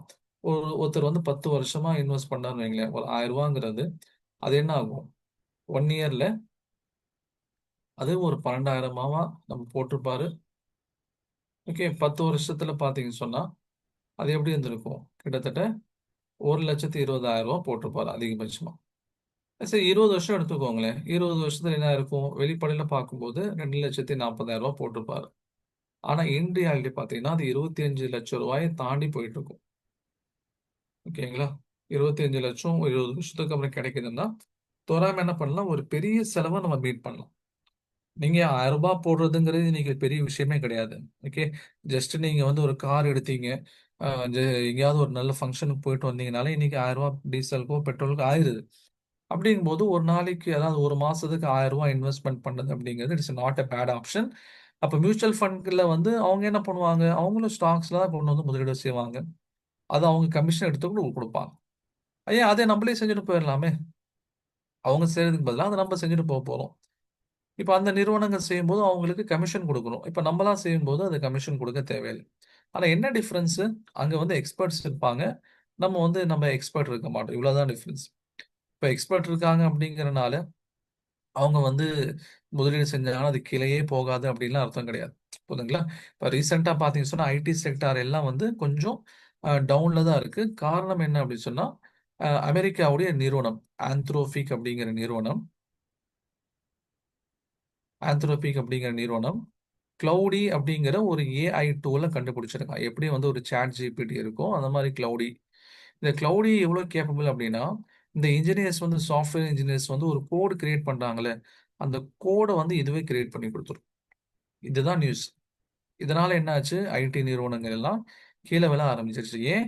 ஏன்னா, இன்னைக்கு இருக்கக்கூடிய சாஃப்ட்வேர்ல இருக்கக்கூடிய கம்பெனிஸ்க்கு யாரு வந்து அ குடுக்குறா? ஆர்டர் குடுக்குறா அப்படின்னா, அவுட் சோர்ஸ் பண்றான்னா, அமெரிக்காவுடைய நிறுவனங்கள். இப்ப இந்த மாரி கிளவுடி மாதிரியான சில டூல்ஸ் வந்துருச்சுன்னா, அப்போ அவங்களுடைய அவுட் சோர்சிங்கிறது கம்மியாயிரும். நம்ம இந்திய நிறுவனங்களுக்கு வருமானம் கம்மியாயிருங்கிற மாதிரியான ஒரு பேச்சு இருக்கு. ஓகே. நிறுவனங்கள் வந்து அவ்ளோ வீக்லாம் கிடையாது. அவங்க அதுக்கு எப்படி சமாளிக்கணுமோ, அந்த மாரி சமாளிச்சுக்குவாங்க. அது வேற விஷயம். பட் இந்த மாதிரியான நியூஸ் வந்தனால என்ன ஆயிருச்சு? மார்க்கெட் கீழ விழுந்துருச்சு. இப்ப இதுல ஐடி நிறுவனங்கள்ல எல்லா மியூச்சுவல் ஃபண்ட் கம்பெனிஸும் இன்வெஸ்ட் பண்ணியிருப்பாங்க. அப்போ அவங்களுடைய ஸ்டாக் உடைய பிரைஸும் கீழ இறங்க தான் செய்யும். ஆனா அவங்களுக்கு தெரியும் இது வந்து பெரிய பிரச்சனைகள் இல்ல அப்டின்ட்டு. ஆனா நம்ம தனிப்பட்ட நபரா இருக்கும்போது நம்முடைய எமோஷன்ஸ்க்கு நம்ம நெறைய இடம் குடுப்போம். ஓகே. ஒரு இன்ஸ்டிடியூஷன்ஸ் அப்படிங்கிறவங்க அவங்க எமோஷனலா இருக்க மாட்டாங்க. அவங்க வந்து அ பிராக்டிகலா இருப்பாங்க. ஒரு ஸ்டாக் வந்து இறங்குது அப்படின்னு சொன்னா, அத வந்து அவங்க ஆப்பர்ச்சுனிட்டியா எடுத்துக்குவாங்க. கீழ இறங்கியிருக்கு. பிரைஸ் கம்மியா இருக்கு. இப்ப இந்த ஸ்டாக்ல இன்வெஸ்ட் பண்ணுங்கன்ட்டு இன்வெஸ்ட் பண்ணுவாங்க. மேல ஏறுனோனே அவங்களுக்கு லாபம். ஆனா நம்ம நம்ம என்ன பண்ணுவோம்? கீழ இறங்கக்கூடிய ஸ்டாக்ஸ்ல வந்து வித்துட்டு வந்துருவோம். மேல ஏற ஸ்டாக்ல வாங்குவோம். ஆனா மேல ஏற ஸ்டாக் எப்படியும் கீழ தான் இறங்கும். கீழ இறங்குறது எப்படியும் மேல தான் ஏறும். அந்த ஒரு ரியாலிட்டிங்கிறது நம்மளால புரிஞ்சுக்க முடியாது. நம்ம எமோஷனல் ஃபேக்டர்ஸ்க்கு நம்ம அதிகமான இடம் குடுப்போம். அப்போ இன்னைக்கு இருக்கக்கூடிய மியூச்சுவல் ஃபண்ட் நிறுவனங்கள், அதே மாரி இன்சூரன்ஸ் கம்பெனி, எல்ஐசி இவங்கலாம் அவங்களுக்கு கிடைக்கக்கூடிய அதிகபட்சமான மிதமிஞ்சிய அமௌண்ட் எல்லாத்தையும் கொண்டு வந்து இப்ப ஸ்டாக் மார்க்கெட்ல இன்வெஸ்ட் பண்ண ஆரம்பிச்சுட்டாங்க. நம்ம இங்க தனிநபர்கள் கிடையாது. ஓகே. இத சுருக்கமா சொல்லணும் அப்டின்னா, ஒரு 2 வருஷத்துக்கு முன்னாடி 2024ல பார்த்தீங்க அப்டின்னா, ஐபிஓ அப்டிங்கிற ஒரு ப்ராசஸ் இருக்கு. ஐபிஓக்கு வந்து தனியா நம்ம ஒரு சில கிளாஸஸ் எடுப்போம் உங்களுக்கு. ஐபிஓனா என்ன? முதல்ல ஒரு நிறுவனம் வந்து கேட்குறாங்க. கொஞ்சம் பணத்த குடுங்க. நாங்க இன்வெஸ்ட்மென்ட் எங்களுடைய பிசினஸ் எக்ஸ்பேண்ட் பண்ணணும்னு சொல்லி கேட்குறாங்க. அதுதான் ஐபிஓ. அப்ப டைரக்ட்டா நீங்க கம்பெனி கிட்ட இருந்து ஷேர்ஸ் வாங்கலாம். கம்மி ரேட்டுக்கு கிடைக்கும். அப்ளை பண்ணணும். அந்த மாரி ஒரு நிறுவனம் வந்துச்சு. அவங்க கேட்ட அமௌண்ட் வந்து வெறும் 12,00,00,000 தான். அந்த நிறுவனத்துல வேலை செய்யக்கூடியவங்க வெறும் 8 பேர் தான். ஆனா, அவங்களுக்கு எவ்வளோ அமௌண்ட் கிடைச்சுச்சு தெரியுங்களா? கிட்டத்தட்ட ரூ. 4,800,00,00,000 வந்துருச்சு. ஐபிஓல அப்ளை பண்ணிட்டாங்க. ஜனங்க அவ்வளோ பணத்த கொண்டு போய் கொட்டிட்டாங்க. ஆப்வியஸா வந்து 4,800ல அவங்களுக்கு தேவையான இந்த 12,000 கோடி சாரி ரூ. 12,00,00,000 போக மீதி எவ்வளோ? 4,788 இந்த அமௌண்ட்ட அவங்க திருப்பி குடுத்து தான் ஆகணும். அதுல எந்த கருத்தும் இல்ல. எந்த மாத்து கருத்தும் இல்ல. அவங்களுக்கு தேவையான அமௌண்ட் வெறும் 12,00,00,000 அவங்களுக்கு கிடைச்சது எவ்வளோ? 4,800,00,000 அவங்களுக்கு அமௌண்ட் வந்திருக்கு. அப்ப என்னன்னு சொன்னா, இப்ப 8 எம்ப்ளாயீஸ் இருக்கக்கூடிய ஒரு நிறுவனம், அதே மாரி வந்து ஒரு சின்ன நிறுவனம். இங்க எத்தன பேர் வந்து இன்வெஸ்ட்மென்ட் பண்ண காத்துட்டு இருக்காங்க அப்டின்னா, இங்க இருக்கக்கூடிய ஆப்பர்ச்சுனிட்டீஸ பார்க்கலாம். ஓகேங்களா? இன்னும் உதாரணமா சொல்லணும்னா, இந்த IREDA Indian renewable energy development அத்தாரிட்டிங்கிற நிறுவனம் வரும்போது, அவங்க வந்து அவங்களுடைய ஐபிஓல அவங்க ஸ்டாக் வந்து வெறும் 35 ரூபாய்க்கு தான் கொடுத்தாங்க. நீ பாருங்க, 35 ரூபா ஓப்பன் ஆகும்போது 50 ரூபாய்க்கு தான் ஓப்பன் ஆச்சு. ஆனா அடுத்த ஒரு வருஷத்துல அந்த ஸ்டாக் எங்க போயிருச்சு? கிட்டத்தட்ட 300 ரூபா ரேஞ்ச தொட்டுருச்சு. வெறும் ஒரு வருஷத்துல என்ன ஆயிடுச்சு? அந்த ஸ்டாக்குங்கிறது 300 ரூபா ரேஞ்சுக்கு போயிருச்சு. இப்ப என்ன பாக்குறாங்க ஜனங்க? சரி, 35 ரூபாய்க்கு ஒரு கவர்மெண்ட் நிறுவனம், நல்ல நிறுவனம் இவ்வளவு சீப்பா கிடைக்குதும் போதும் வாங்கிக்கலாம்னு வாங்குறாங்க. ஒரே வருஷத்துல 6 மடங்கு லாபம். சரிங்களா? அப்போ இங்க ஆப்பர்ச்சுனிட்டிஸ் அப்படிங்கிறது நிறைஞ்சு கிடக்குது. எல்லா நேரங்களையும் பார்த்தீங்க அப்படின்னு சொன்னா, நம்மளால இங்க வந்து ஏதோ ஒரு வகையில ஆப்பர்ச்சுனிட்டிஸ கிரியேட் பண்ண முடியும். ஆனா நம்ம என்ன பண்ணிட்டு இருக்கோம்? அந்த ஆப்பர்ச்சுனிட்டிஸ வந்து லாஸ் பண்ணிட்டு இருக்கோம். அல்லது வந்து அத ஃபோக்கஸ் பண்ணாம இருக்கோம்.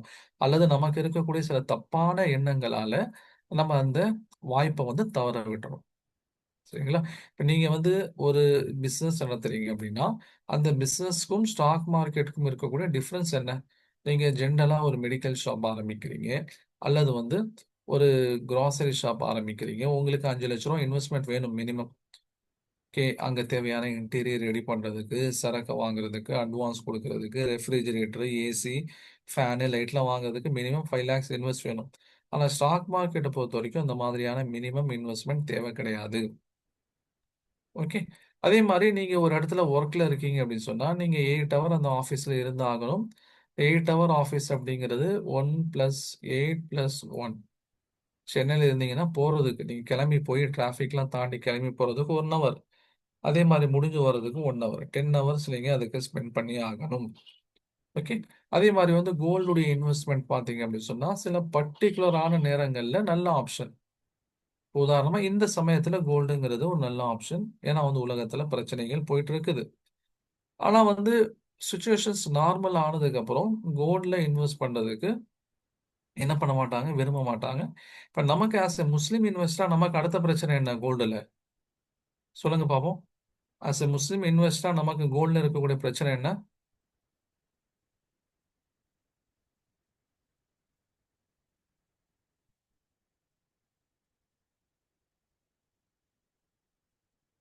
ஆஸ் எ முஸ்லிம் இன்வெஸ்டர்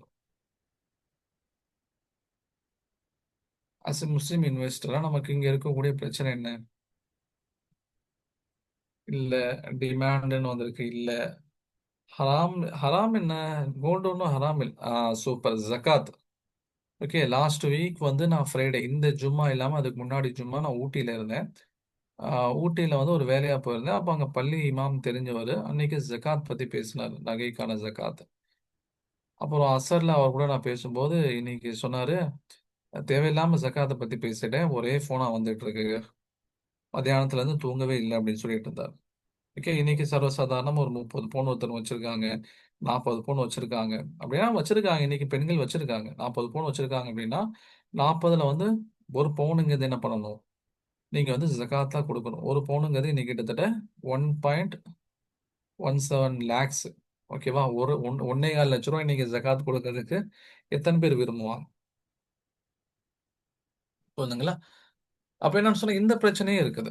ஜகாத்துடைய பிரச்சனை. எங்களுடைய உஸ்தாத் எங்களுக்கு நடத்தும்போது ஒரு ஒரு லாஜிக் சொன்னாங்க. ஏன் வந்து இஸ்லாம் ஜகாத் கோல்டு மேல ஜகாத் வச்சிருக்கு அப்படின்னா, நீங்க பணத்த கொண்டு போய் எங்கேயும் முடக்கக்கூடாது. அத வந்து நீங்க பிசினஸ்ல போட்டு பெருக்கணும் அப்படிங்கிறதும் ஒரு காரணம். அதுதான் காரணம் இல்ல. அதுவும் ஒரு காரணம். இப்ப கோல்ட்ல வந்து ஒருத்தர் பணத்த போட்டு வச்சுட்டாரு அப்படின்னா, அப்ப அந்த பணம் ஒரு இடத்துல முடங்கி போயிருது. அப்படி முடங்கக்கூடாது அப்படிங்கிறதுக்காக தான் இஸ்லாம் வந்து கோல்டு மேலயும் ஜகாத்துடைய கடமைகள கொண்டு வந்திருக்கு. ஓகேங்களா? இது. அதே மாரி நீங்க வந்து ரியல் எஸ்டேட்ல இன்வெஸ்ட் பண்றீங்க. ஆப்வியஸ்லி இது ஒரு நல்ல இன்வெஸ்ட்மென்ட் ஆப்ஷன்ஸ் தான். பட் வந்து நம்முடைய அவசரத்துக்கு அத விக்க முடியாது. அது ஒண்ணு அங்க டிராபேக் இருக்கு. எல்லா டிராபேக்கும் ஸ்டாக் மார்க்கெட்ல இருக்காது. ஓகே. இங்க மினிமம் இன்வெஸ்ட்மென்ட் கிடையாது. 8 மணி நேரம் உட்கார வேண்டிய அவசியம் இல்ல. 1 ஆர் 2 ஹவர்ஸ் உங்களுக்கு நீங்க ஸ்பெண்ட் பண்ணாலே போதுமானது. அதுவும் வீட்ல வந்து பெண்கள் இருந்தாங்க அப்படின்னு சொன்னா, ஹஸ்பண்டும் சரி, குழந்தைங்களும் சரி, அவங்க ஸ்கூலுக்கோ அல்லது ஒர்க்குக்கோ போனதுக்கப்புறம், அவங்க வந்து மார்க்கெட்ல என்ன பண்ணலாம்? வீட்லயே உட்காந்துக்கிட்டு அவங்களுடைய ஒர்க்க அக்சஸ் பண்ணலாம். ஸ்டாக் மார்க்கெட்ட அவங்க வந்து பார்க்கலாம்.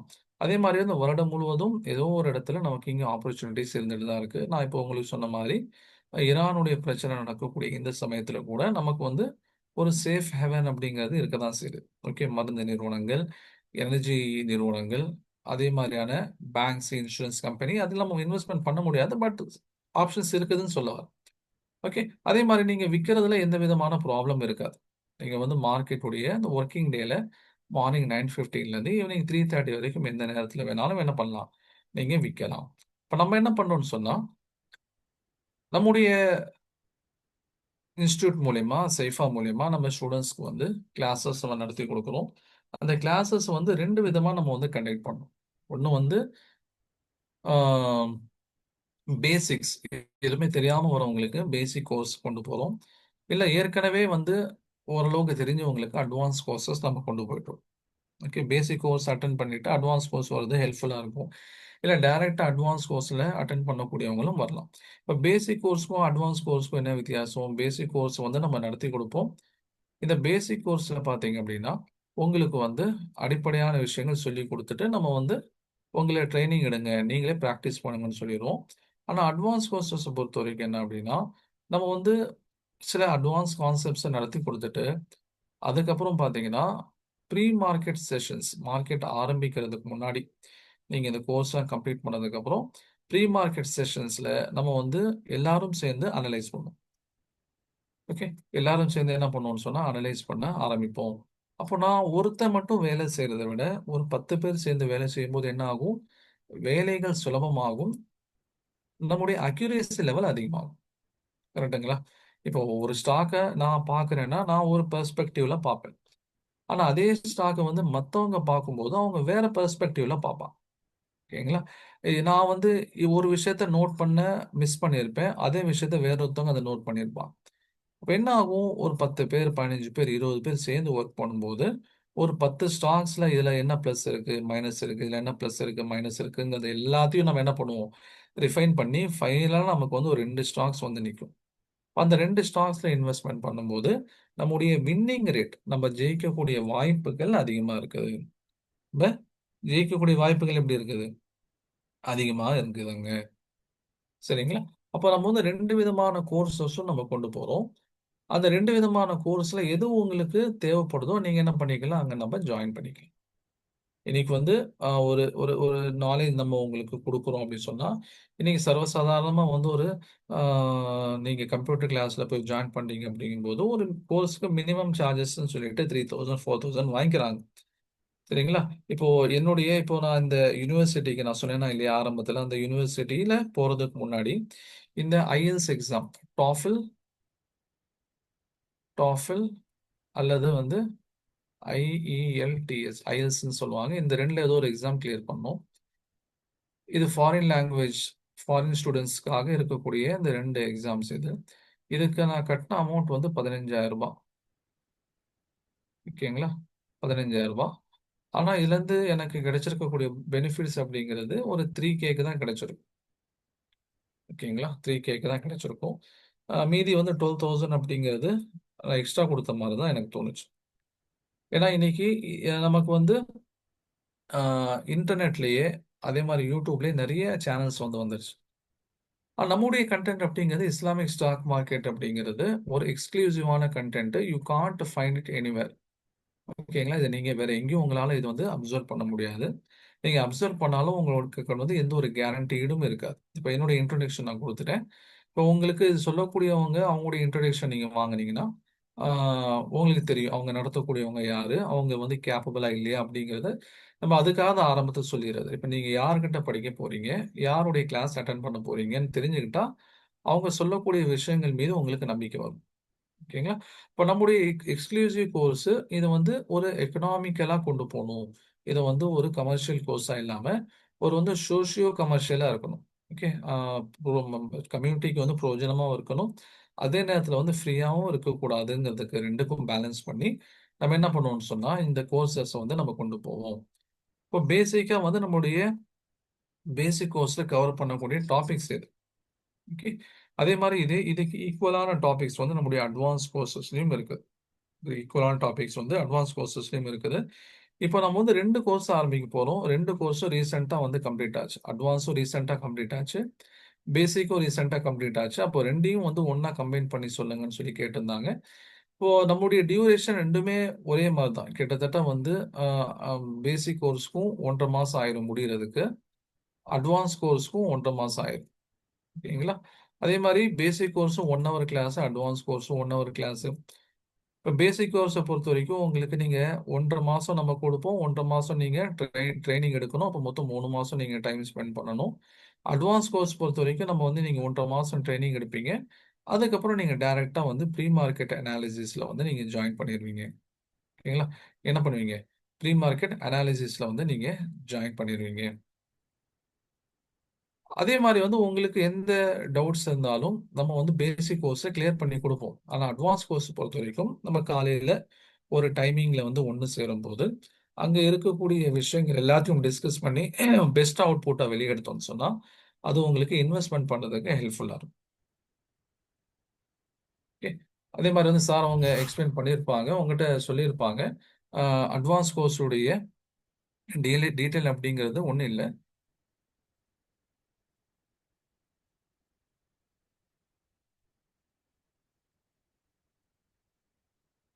அதோடைய சிலபஸும் கிட்டத்தட்ட இதே தான். ஓகேங்களா? சில பேசிக் அட்வான்ஸ் கான்செப்ட்ஸ் வந்து நம்ம நடத்தி கொடுப்போம். அந்த அட்வான்ஸ் கான்செப்ட் மூலமா என்ன பண்ண முடியும்? உங்களுடைய அக்யூரேசி லெவலை இன்க்ரீஸ் பண்ணிக்கணும். ஓகேங்களா? இதுதான் வந்து பேசிக் கோர்ஸ்க்கும் அட்வான்ஸ் கோர்ஸ்க்கும் இருக்கக்கூடிய வித்தியாசம். இப்போ இதை தாண்டி உங்களுக்கு ஏதாவது உங்களுடைய பார்ட்ல இருந்து ஏதாவது டவுட் இருந்துச்சுன்னா நீங்க கேளுங்க.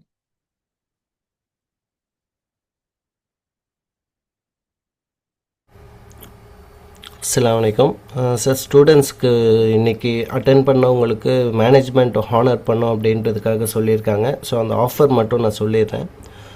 ஸோ அல்ஹம்துலில்லாஹ் இது வரைக்கும் நம்ம உமர் சாரோட ஒரு 8 பேட்ச் நம்ம ஸ்டாக் மார்க்கெட்டிங் பேசிக் பேட்ச் நம்ம முடிச்சிருக்கோம். இப்போ 9th பேட்ச் வந்து நம்ம ஸ்டார்ட் பண்ண போகிறோம். ஓகேங்களா? மோரோவர் வந்து நெக்ஸ்ட் வீக் நம்ம ஸ்டார்ட் பண்ணுற மாதிரி இருக்கும். ஸோ இதில் வந்து யாராவது ஸ்டாக் மார்க்கெட்டிங் வந்து கற்றுக்கணும் அப்படின்னு விருப்பப்பட்டீங்க அப்படின்னா நீங்கள் தாராளமாக ஜாயின் பண்ணிக்கலாம். ஸோ ஒரு பேட்ச் நம்ம வந்து பண்ணுறப்போவும் உமர் சார் வந்து பர்சனலாக லேர்ன் பண்ணியிருக்கக்கூடிய எல்லா நாலேஜும் நமக்காக கொடுக்கணும்னு சொல்லி அந்த டியூரேஷன் வந்து கொஞ்சம் இன்க்ரீஸ் ஆகிட்டே இருக்கும். இல்லைனா ஒரு நாளைக்கான 1 மணி நேரம் கிளாஸ்னால் அது 1.5 மணி நேரம் போகும். அது மாதிரி அவர் கற்றுக்கிட்ட டே பை டே அவர் என்ன லேர்ன் பண்ணிக்கிறாரோ அது எல்லாமே வந்து நம்மளோட சைபாட்ரி ஸ்டூடெண்ட்ஸ் கொடுக்கணும் அப்படின்ற மாதிரி நிறைய நாலேஜ் ஷேர் பண்ணிப்பார். ஸோ அதே மாதிரி இப்போ வரக்கூடிய 9th பேட்ச்லையும் இன்னும் நிறைய அப்டேட்டட் சிலபஸோடு அவர் வந்து கிளாஸ் எடுக்க இருக்காங்க. ஸோ இது வந்து மார்க்கெட்டில் வந்து பார்த்திங்கன்னா மோரோவர் பேசிக்கே வந்து 15,000க்கு மேலே வந்து ஃபீஸ் வச்சுருக்காங்க. ஸோ சைபாட்ரியில் ஆல்ரெடி அட்டன் பண்ணவங்க எல்லாத்துக்கும் தெரியும். நீங்கள் நிறைய கோர்சஸில் கூட ஜாயின் பண்ணியிருக்கலாம், கிராஃபிக் டிசைன், டிஜிட்டல் மார்க்கெட்டிங்னு. நம்ம வந்து நாமினலாக எந்த அளவுக்கு பீப்புள்ஸ் கொடுக்க முடியுமோ அந்த அளவுக்கு நம்ம வந்து ஃபீஸையும் நம்ம கொடுத்துட்ருக்கோம். ஸோ அதில் வந்து இந்த 9th பேட்ச் நீங்கள் ஜாயின் பண்ணோம் அப்படின்னா அதுக்கான ஃபீஸ் வந்து பார்த்திங்கன்னா 5,999, அதாவது நீங்கள் 6,000 நீங்கள் பே பண்ணுற மாதிரி இருக்கும். ஸோ இன்றைக்கி வந்து இந்த ரம்ஜானில் எல்லோரும் தூங்கிட்டு இருக்கக்கூடிய, ரெஸ்ட் எடுக்கக்கூடிய டைமில் ஏதாவது செகண்டரியாக இன்கம் ஜென்ரேட் பண்ணி ஃபேமிலி எம்பவர் பண்ணணும் அப்படின்னு நீங்கள் நினச்சி வந்திருக்கக்கூடியவங்க எல்லாத்துக்கும் மேனேஜ்மெண்ட் வந்து இன்னும் அடிஷ்னலாக ஒரு ஆஃபர் கொடுக்கணும் அப்படின்ற மாதிரி விருப்பப்படுறாங்க. ஸோ அதனால் நீங்கள் என்ன பண்ணலாம் அப்படின்னா, நீங்கள் இன்றைக்கி இல்லை நாளைக்குள்ளே நீங்கள் பேமெண்ட் பண்ணுறதா இருந்தனா நீங்கள் 6,000 பண்ண வேண்டாம், நீங்கள் வந்து 5,000 நீங்கள் பண்ணால் போதும். ஓகேங்களா? ஸோ அந்த எப்படி சார் பேமெண்ட் பண்ணணும் அப்படின்னு கேட்டிங்க அப்படின்னா உங்களுக்கு சேட்பாட்டில் நான் எல்லா டீட்டெயில்ஸும் உங்களுக்கு கொடுத்துருக்கேன். ஸோ உங்களுக்கு ஸ்க்ரீனில் தெரியக்கூடிய இந்த ஃப்ளையர்ஸ் வந்து பார்த்திங்கன்னா பேசிக் பேட்ச்சு. ஸோ ஆல்ரெடி பேசிக் பேட்ச் நான் முடிச்சிருக்கேன் சார், அட்வான்ஸ் பேட்ச் வந்து ஜாயின் பண்ணோம் அப்படின்னாலும் அட்வான்ஸ் பேட்சுக்கும் வந்து நம்ம கொடுத்துருக்கோம். ஸோ அட்வான்ஸ் பேட்சோட ஃப்ளையரும் நீங்கள் பார்க்கலாம். ஸோ இதை பற்றி உங்களுக்கு ஃபுல் இன்ஃபர்மேஷனும் வேணும் அப்படின்னு கேட்டிங்கன்னா நீங்கள் சேட்டில் நான் கொடுத்துருக்க டீட்டெயில்ஸ்லேயே என்னோடய நம்பர் இருக்கும். ஸோ அதில் வந்து நீங்கள் என்னை காண்டாக்ட் பண்ணிக்கலாம். ஸோ ஃபீஸ் வந்து சார் எப்படி ஃபுல் பேமெண்ட் பண்ணணுமா இல்லை ஆஃப் பேமெண்ட்டா அப்படின்றது நீங்கள் எல்லாமே வந்து என்னோடய சேட்டில் நீங்கள் வந்து கேட்டுக்கலாம். இன்ஷால்லா நான் அதில் எல்லா இன்ஃபர்மேஷன் சொல்லிடுவேன்.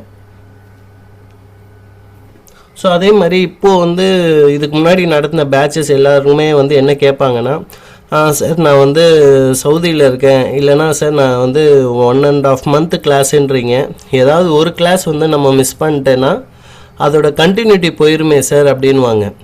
ஓகேங்களா? ஸோ அப்போது என்ன சார் பண்ணுறது? ஏன்னா ஸ்டாக் மார்க்கெட்டிங் வந்து கண்டினியூட்டியாக அட்டன் பண்ணால் தானே அது வந்து நல்ல இதாக தெரியும் அப்படின்னு.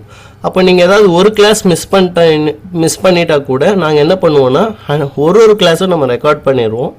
ரெக்கார்ட் பண்ணிவிட்டு உங்களுக்கான அந்த லிங்க்கில் நம்ம கொடுத்துருவோம். ஸோ தட் அது என்ன பண்ணலாம் அப்படின்னா, இன்னைக்கு கிளாஸ் நீங்கள் மிஸ் பண்ணிட்டீங்கன்னா இன்றைக்கே ரெக்கார்டட் அப்லோட் பண்ணிடுவோம். நீங்கள் நாளைக்கு வந்து நடக்கக்கூடிய கிளாஸஸ்க்கு பிஃபோராகவே இன்றைக்கே நீங்கள் ஈவினிங்கோ இல்லை நைட்டோ உங்களுக்கு எப்போ ஃப்ரீ டைமாக இருக்கோ நீங்கள் அந்த கிளாஸ் அட்டன் பண்ணிவிட்டு அடுத்த கிளாஸு நீங்கள் கண்டினியூட்டியாக நீங்கள் வந்து லேர்ன் பண்ணிக்கலாம். ஸோ இந்த மாதிரியான பெனிஃபிட் நம்ம கொடுக்குறோம். ஓகேங்களா? முன்னாடி ஒரு அப்ளிகேஷன் மாதிரி நம்ம கொடுத்துருந்தோம் ரெக்கார்டட் வீடியோஸ் பார்க்குறது. அது வெறும் மொபைலில் பார்க்குற மாதிரி தான் இருந்தது, சின்ன ஸ்க்ரீனாக. ஆனால் இப்போ நம்ம கொடுத்துருக்க அப்ளிகேஷன் வந்து பார்த்திங்கன்னா ஒரு பெரிய லேப்டாப் ஸ்க்ரீனில் கூட பெருசாக நீங்கள் பார்க்குற அளவுக்கு நம்ம பெனிஃபிட் பண்ணி கொடுத்துருக்கோம். ஸோ அதனால் யாரெல்லாம் நீங்கள் ஜாயின் பண்ணுமோ நீங்கள் இமீடியட்டாக ஜாயின் பண்ணிக்கலாம்.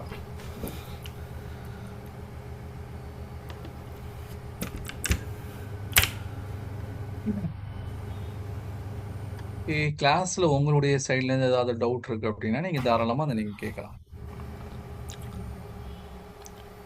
ஸோ அதே மாதிரி ஸ்டூடெண்ட்ஸ் கேட்குறாங்க எப்படி மானிட்டர் நடக்கும் அப்படின்னு சொல்லி. இப்போ நீங்கள் பே பண்ணதுக்கப்புறம் நம்ம என்ன பண்ணுவோம்னா ஸ்டூடெண்ட்ஸ்க்கான ஒரு வாட்ஸ்அப் குரூப் செப்பரேட்டாக ஒன்று ஜாயின் பண்ணுவோம். ஸோ அதில் வந்து மிஸ்டர் முகமது உமர் சாரும் நம்ம ஆட் பண்ணிடுவோம். நீங்கள் கிளாஸில் வந்துட்டு கொஸ்டின் கேட்குறது கொஞ்சம் மறந்துச்சு அப்படின்னா அது திடீர்னு ஒரு டைம் ஞாபகம் வருதுன்னா கூட நீங்கள் வாட்ஸ்அப் குரூப்லேயே நீங்கள் கொஸ்டின் கேட்கலாம். ஸோ உமர் சார் அவருடைய பிஸி ஷெட்யூலில் கொஞ்சம் ஃப்ரீ டைமாக இருக்கிறப்போ அவர் அந்த மெசேஜை பார்த்து அவரும் ரெஸ்பான்ஸ் கொடுப்பாங்க. ஸோ அந்த மாதிரி வாட்ஸ்அப் கொஸ்டின் ஆன்சர் சப்போர்ட்டும் உங்களுக்கு கிடைக்கும். ஸோ இன்றைக்கி நடந்த கிளாஸில் ஏதாவது டவுட் இருக்குது அப்படின்னாலும் இப்போ உமர் சார்கிட்ட நீங்கள் கேட்டுக்கலாம். ஸோ கோர்ஸ் சார்ந்து ஏதாவது அப்படின்னா என்னுடைய நம்பரை வந்து நோட் பண்ணிக்கோங்க, 9043182896. ஸோ நம்ம வந்து ஒரு பேட்சில் வந்து லிமிட்டடாக 15 ஸ்டூடெண்ட்ஸ் மட்டும்தான் நம்ம எடுப்போம். ஓகேங்களா? இன்றைக்கே வந்து நான் 15 ஸ்டூடெண்ட்ஸ் மட்டும்தான் நீங்கள் ஜாயின் பண்ணோம் அப்படின்னு சொன்னேன். ஆனால் வந்து 23 மெம்பர்ஸ் நீங்கள் ஜாயின் பண்ணிட்டீங்க.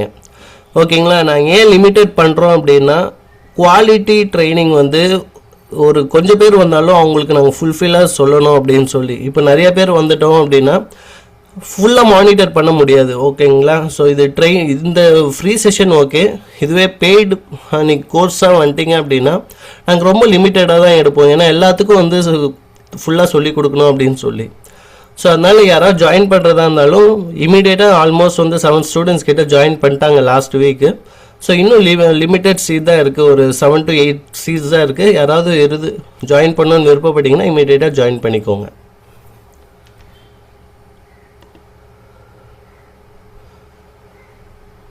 ஸோ ஃபோன் நம்பர் வந்து 9043182896.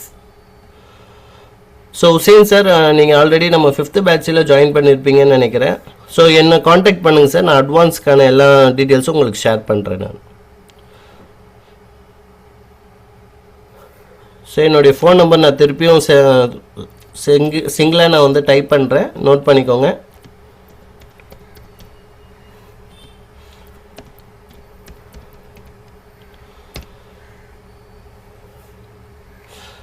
ஓகே, அதே மாதிரி அட்வான்ஸ் கோர்ஸில் நமக்கு இருக்கக்கூடிய கான்செப்ட்ஸ் இதெல்லாம் ஓகே. விசிபி, அதே மாதிரி விஎஸ்ஏ, அதே மாதிரி ஃபால்ட்டி பேசிஸு, வைக் ஆஃப் ஸ்கீமேட்டிக்ஸ், இது எல்லாமே வந்து என்ன சொன்னால் கொஞ்சம் அட்வான்ஸ் கான்செப்ட்ஸு.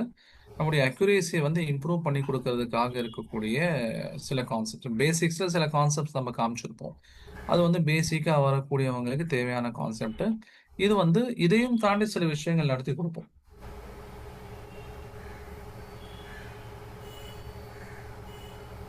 இதையும் தாண்டி சில விஷயங்களும் உங்களுக்கு நடத்தி கொடுப்போம். இன்னும் சொல்ல போனால் நான் ஃபர்ஸ்ட் பேட்ச் ஸ்டூடெண்ட்ஸ்க்கே சொன்னேன், உங்களுடைய தியரி கிளாஸ் வந்து முடியலை, உங்களுக்கு வந்து ஒரு வீக்லி ஒன்ஸ் அல்லது வந்து ட்வைஸு புது புது கான்செப்ட்ஸும் நான் உங்களுக்கு கிளாஸில் அல்லது வந்து உங்களுக்கு வீடியோவாக நான் உங்களுக்கு ஷேர் பண்ணுறேன் அப்படின்னு நான் உங்களுக்கு சொல்லி நான் கொடுத்துருக்கேன். இப்போ பேசிக் கான்செப்ட்ஸை தாண்டி அட்வான்ஸ் கான்செப்ட்ஸ் அப்படிங்கிறது நம்முடைய அக்யூரேசியை வந்து இன்க்ரீஸ் பண்ணுறதுக்காக வேண்டி. இப்போ வந்து 1 by 1 டவுட் கேட்கலாம் sir. Intraday trading and options ட்ரேடிங்கில் இந்த மாதிரி டெய்லியும் இன்வெஸ்ட்மெண்ட் மெத்தட் ப்ராஃபிட் கெயின் பண்ண முடியுமா? இப்போ நான் முன்னாடியே சொன்னேன், இப்போ வந்து இன்ட்ராடேயும் சரி, ஆப்ஷன்ஸ், ஃபியூச்சர்ஸ், இதை பற்றியான தனியாக நம்ம கிளாஸஸ் நடத்துவோம். ஆனால் இது எல்லாமே வந்து ஒரு நான் ஷரியாவுடைய எலிமெண்ட்ல வந்துடும்.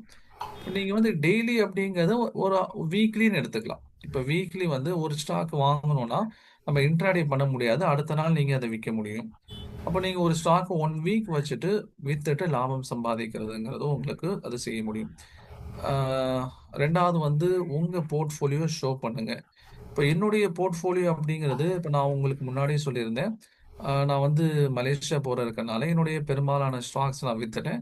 இப்போ நான் இங்கே நான் காமிக்கணும் அப்படின்னு சொன்னா என்னுடைய போர்ட்ஃபோலியோல இருந்த ஸ்டாக்ஸ் அப்படிங்கிறது கிட்டத்தட்ட மிக்சடா இருக்கும். இந்த வியூவில் நான் உங்களுக்கு இந்த எஸ்சிஐ இருந்துச்சு, ஓகேங்களா. எஸ்சிஐ வந்து என்னுடைய போர்ட்ஃபோலியோல இருந்த ஒரு ஸ்டாக் தான். அதுவும் நான் வித்துட்டேன், ஏன்னா வந்து அங்கே கிளம்பணும் அப்படிங்கிறதுக்காக. அதே மாதிரி பார்த்தீங்கன்னு சொன்னா இந்த ப்ரீமியர் எக்ஸ்ப்ளோசிவ்ஸ், ஓகே. அதே மாதிரி பார்த்தீங்கன்னா ஃபர்ஸ்ட் ஒன்று இங்கே வந்து இப்போ இன்ஃபோபீன்ஸ்லாம் இருந்துச்சு, நான் வித்தாச்சு, ஓகே. ஏன்னா மார்க்கெட் வந்து இப்போ ரீசெண்டாக சில ஸ்டாக்ஸ் வந்து பெரும்பாலான ஸ்டாக்ஸ் யார் வந்து இந்த இஸ்ரேல் ஈரான் கான்ஃப்ளிக்ட்னால பாதிக்கப்படுறாங்க, அவங்களுக்கு பிரச்சனைகள் இருக்கு. அதனால அந்த மாதிரியான ஸ்டாக்ஸ்லாம் வந்து பிரச்சனைகள் ஆரம்பிக்கும் போது வித்துட்டு வெளியே வந்துட்டோம். சில நிறுவனங்கள் வந்து மட்டும் வச்சிருக்கோம். இப்போ எம்ஆர்பிஎல் அப்படிங்கிறது இது வந்து ஒரு எண்ணெய் நிறுவனம், Bangalore refinery petrochemicals limited அப்படிங்கிறது. இப்போ இந்த நிறுவனங்கள் வந்து பெருசா பாதிப்பு ஏற்படாதுங்கிறதுக்காக ஒரு சில இன்வெஸ்ட்மெண்ட், ஒரு சில நிறுவனங்கள் மட்டும் ஹோல்ட் பண்ணி வச்சிருக்கோம். அண்ட் தென் அடுத்த question, I'm fifth batch students willing to join advance course. Riyaz sir உங்களுக்கு அதை அவங்க அட்ரஸ் பண்ணுவாங்க, நம்பர் கொடுத்துட்டாங்க. ஜகாத் applicable for gold piece, how much. இப்போ கோல்டு பீஸ் அப்படிங்கிறது முதல்ல வாங்கலாமா அப்படிங்கிற கேள்வி இருக்கு, ஓகேங்களா. அது வந்து ஒரு டீட்டெயில்டா எக்ஸ்பிளைன் பண்ண வேண்டிய ஒரு கான்செப்ட் அது. கோல்டு பீஸை வந்து நம்ம வாங்கலாமா அப்படிங்கிறது முதல் கேள்வி, ஓகே. இப்போ எதுக்கு ஜகாத் இருக்கும், எது வந்து பர்மிசபிளோ அதுல தான் ஜகாத் இருக்கும், கரெக்ட்டுங்களா. இப்போ நீங்க வந்து தங்கம் பர்மிசபிள், ஜகாத் இருக்கு. இப்போ உதாரணத்துக்கு சொல்றேன், நம்ம யாரும் அந்த மாதிரி பண்ண மாட்டோம். இப்போ ஒயின், ஒரு காஸ்ட்லி ஒயின், 1 கோடி ரூபாய் மதிப்புள்ள ஒரு ஒயின் வந்து வீட்டில் வச்சிருக்கோம், அதுக்கு ஜகாத் இருக்கா அப்படின்னு நம்ம சொல்ல முடியுமானா முடியாது. ஏன்னா அது வாங்குறது நான் அப்ளிகபிள், நான் ஷரியால வந்துடும் அப்படிங்கிறனால அதுல வந்து ஜகாத் இருக்கும் இருக்காதுங்கிறது சொல்ல முடியாது. இப்போ கோல்டு பீஸை பொறுத்த வரைக்கும் பெரிய தப்புலாம் இல்லை. ஒரு சின்ன மாடிஃபிகேஷன் பண்ணோம்னு சொன்னா கோல்டு பீஸ்ல நம்ம ஷரியா கம்ப்ளைண்ட்ஸ் வந்துடும். அதுக்காக தான் நான் ஆரம்பத்திலே சொல்றேன், இன்னைக்கு இருக்கக்கூடிய காலகட்டங்கள்ல ரொம்ப வச்சுட்டு கொஞ்சம் கஷ்டமா இருக்கு பேசுறதுக்கு, சரியா, ஓகே. இன்னைக்கு இருக்கக்கூடிய காலகட்டங்கள்ல சில மாடிஃபிகேஷன் பண்ணணும்னு சொன்னா அந்த இன்வெஸ்ட்மெண்ட் மோட் எல்லாமே வந்து ஷரியாவுடைய அந்த வரையறைக்குள்ள வந்துடும். ஆனா அதை பண்றதுக்கு ஒரு இஸ்லாமிக் கம்யூனிட்டி இருக்கணும்ல, இன்னைக்கு அந்த மாதிரி யாரும் இல்லை.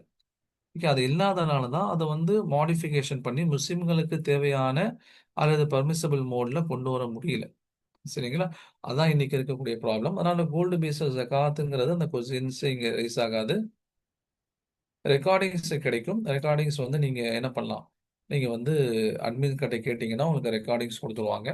சரி, ஒரே ஒரு டூல் மட்டும் பார்க்கலாம். ஒரே ஒரு, இன்னைக்கு வந்து நீங்க வந்திருக்கீங்க, மென்டார் அப்படிங்கிறது நான் தான் கிளாஸஸ் எடுப்பேன். வேற யாரும் இல்லை. அட்மின் சைடில் வந்து அவங்க ரியாஸ் சார், அவங்களுடைய டீம் இருக்கு. அவங்க ரெக்கார்டிங்ஸு, ஸ்டூடெண்ட்ஸுடைய அட்மிஷன்ஸ்லாம் அவங்க பார்த்துக்குவாங்க. நான் கிளாஸஸ் எடுப்பேன். ஸோ ஒரே ஒரு, இந்த நேரத்தில் நம்மளால சில இன்வெஸ்ட்மெண்ட், அதாவது ட்ரேடிங் ஆப்ஷன்ஸ் என்னால் பண்ணி பார்க்க முடியுமா சார்?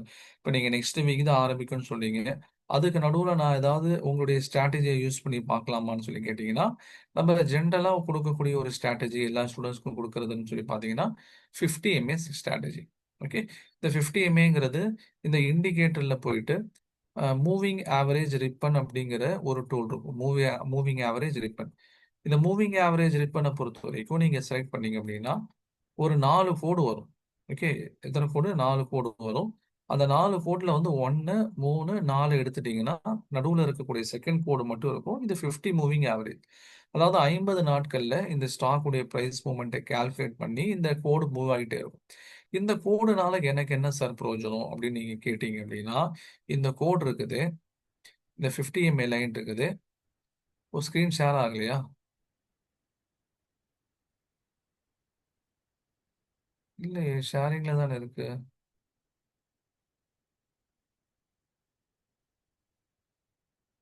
இப்போ ஸ்கிரீன் ஷேர் ஆகுது,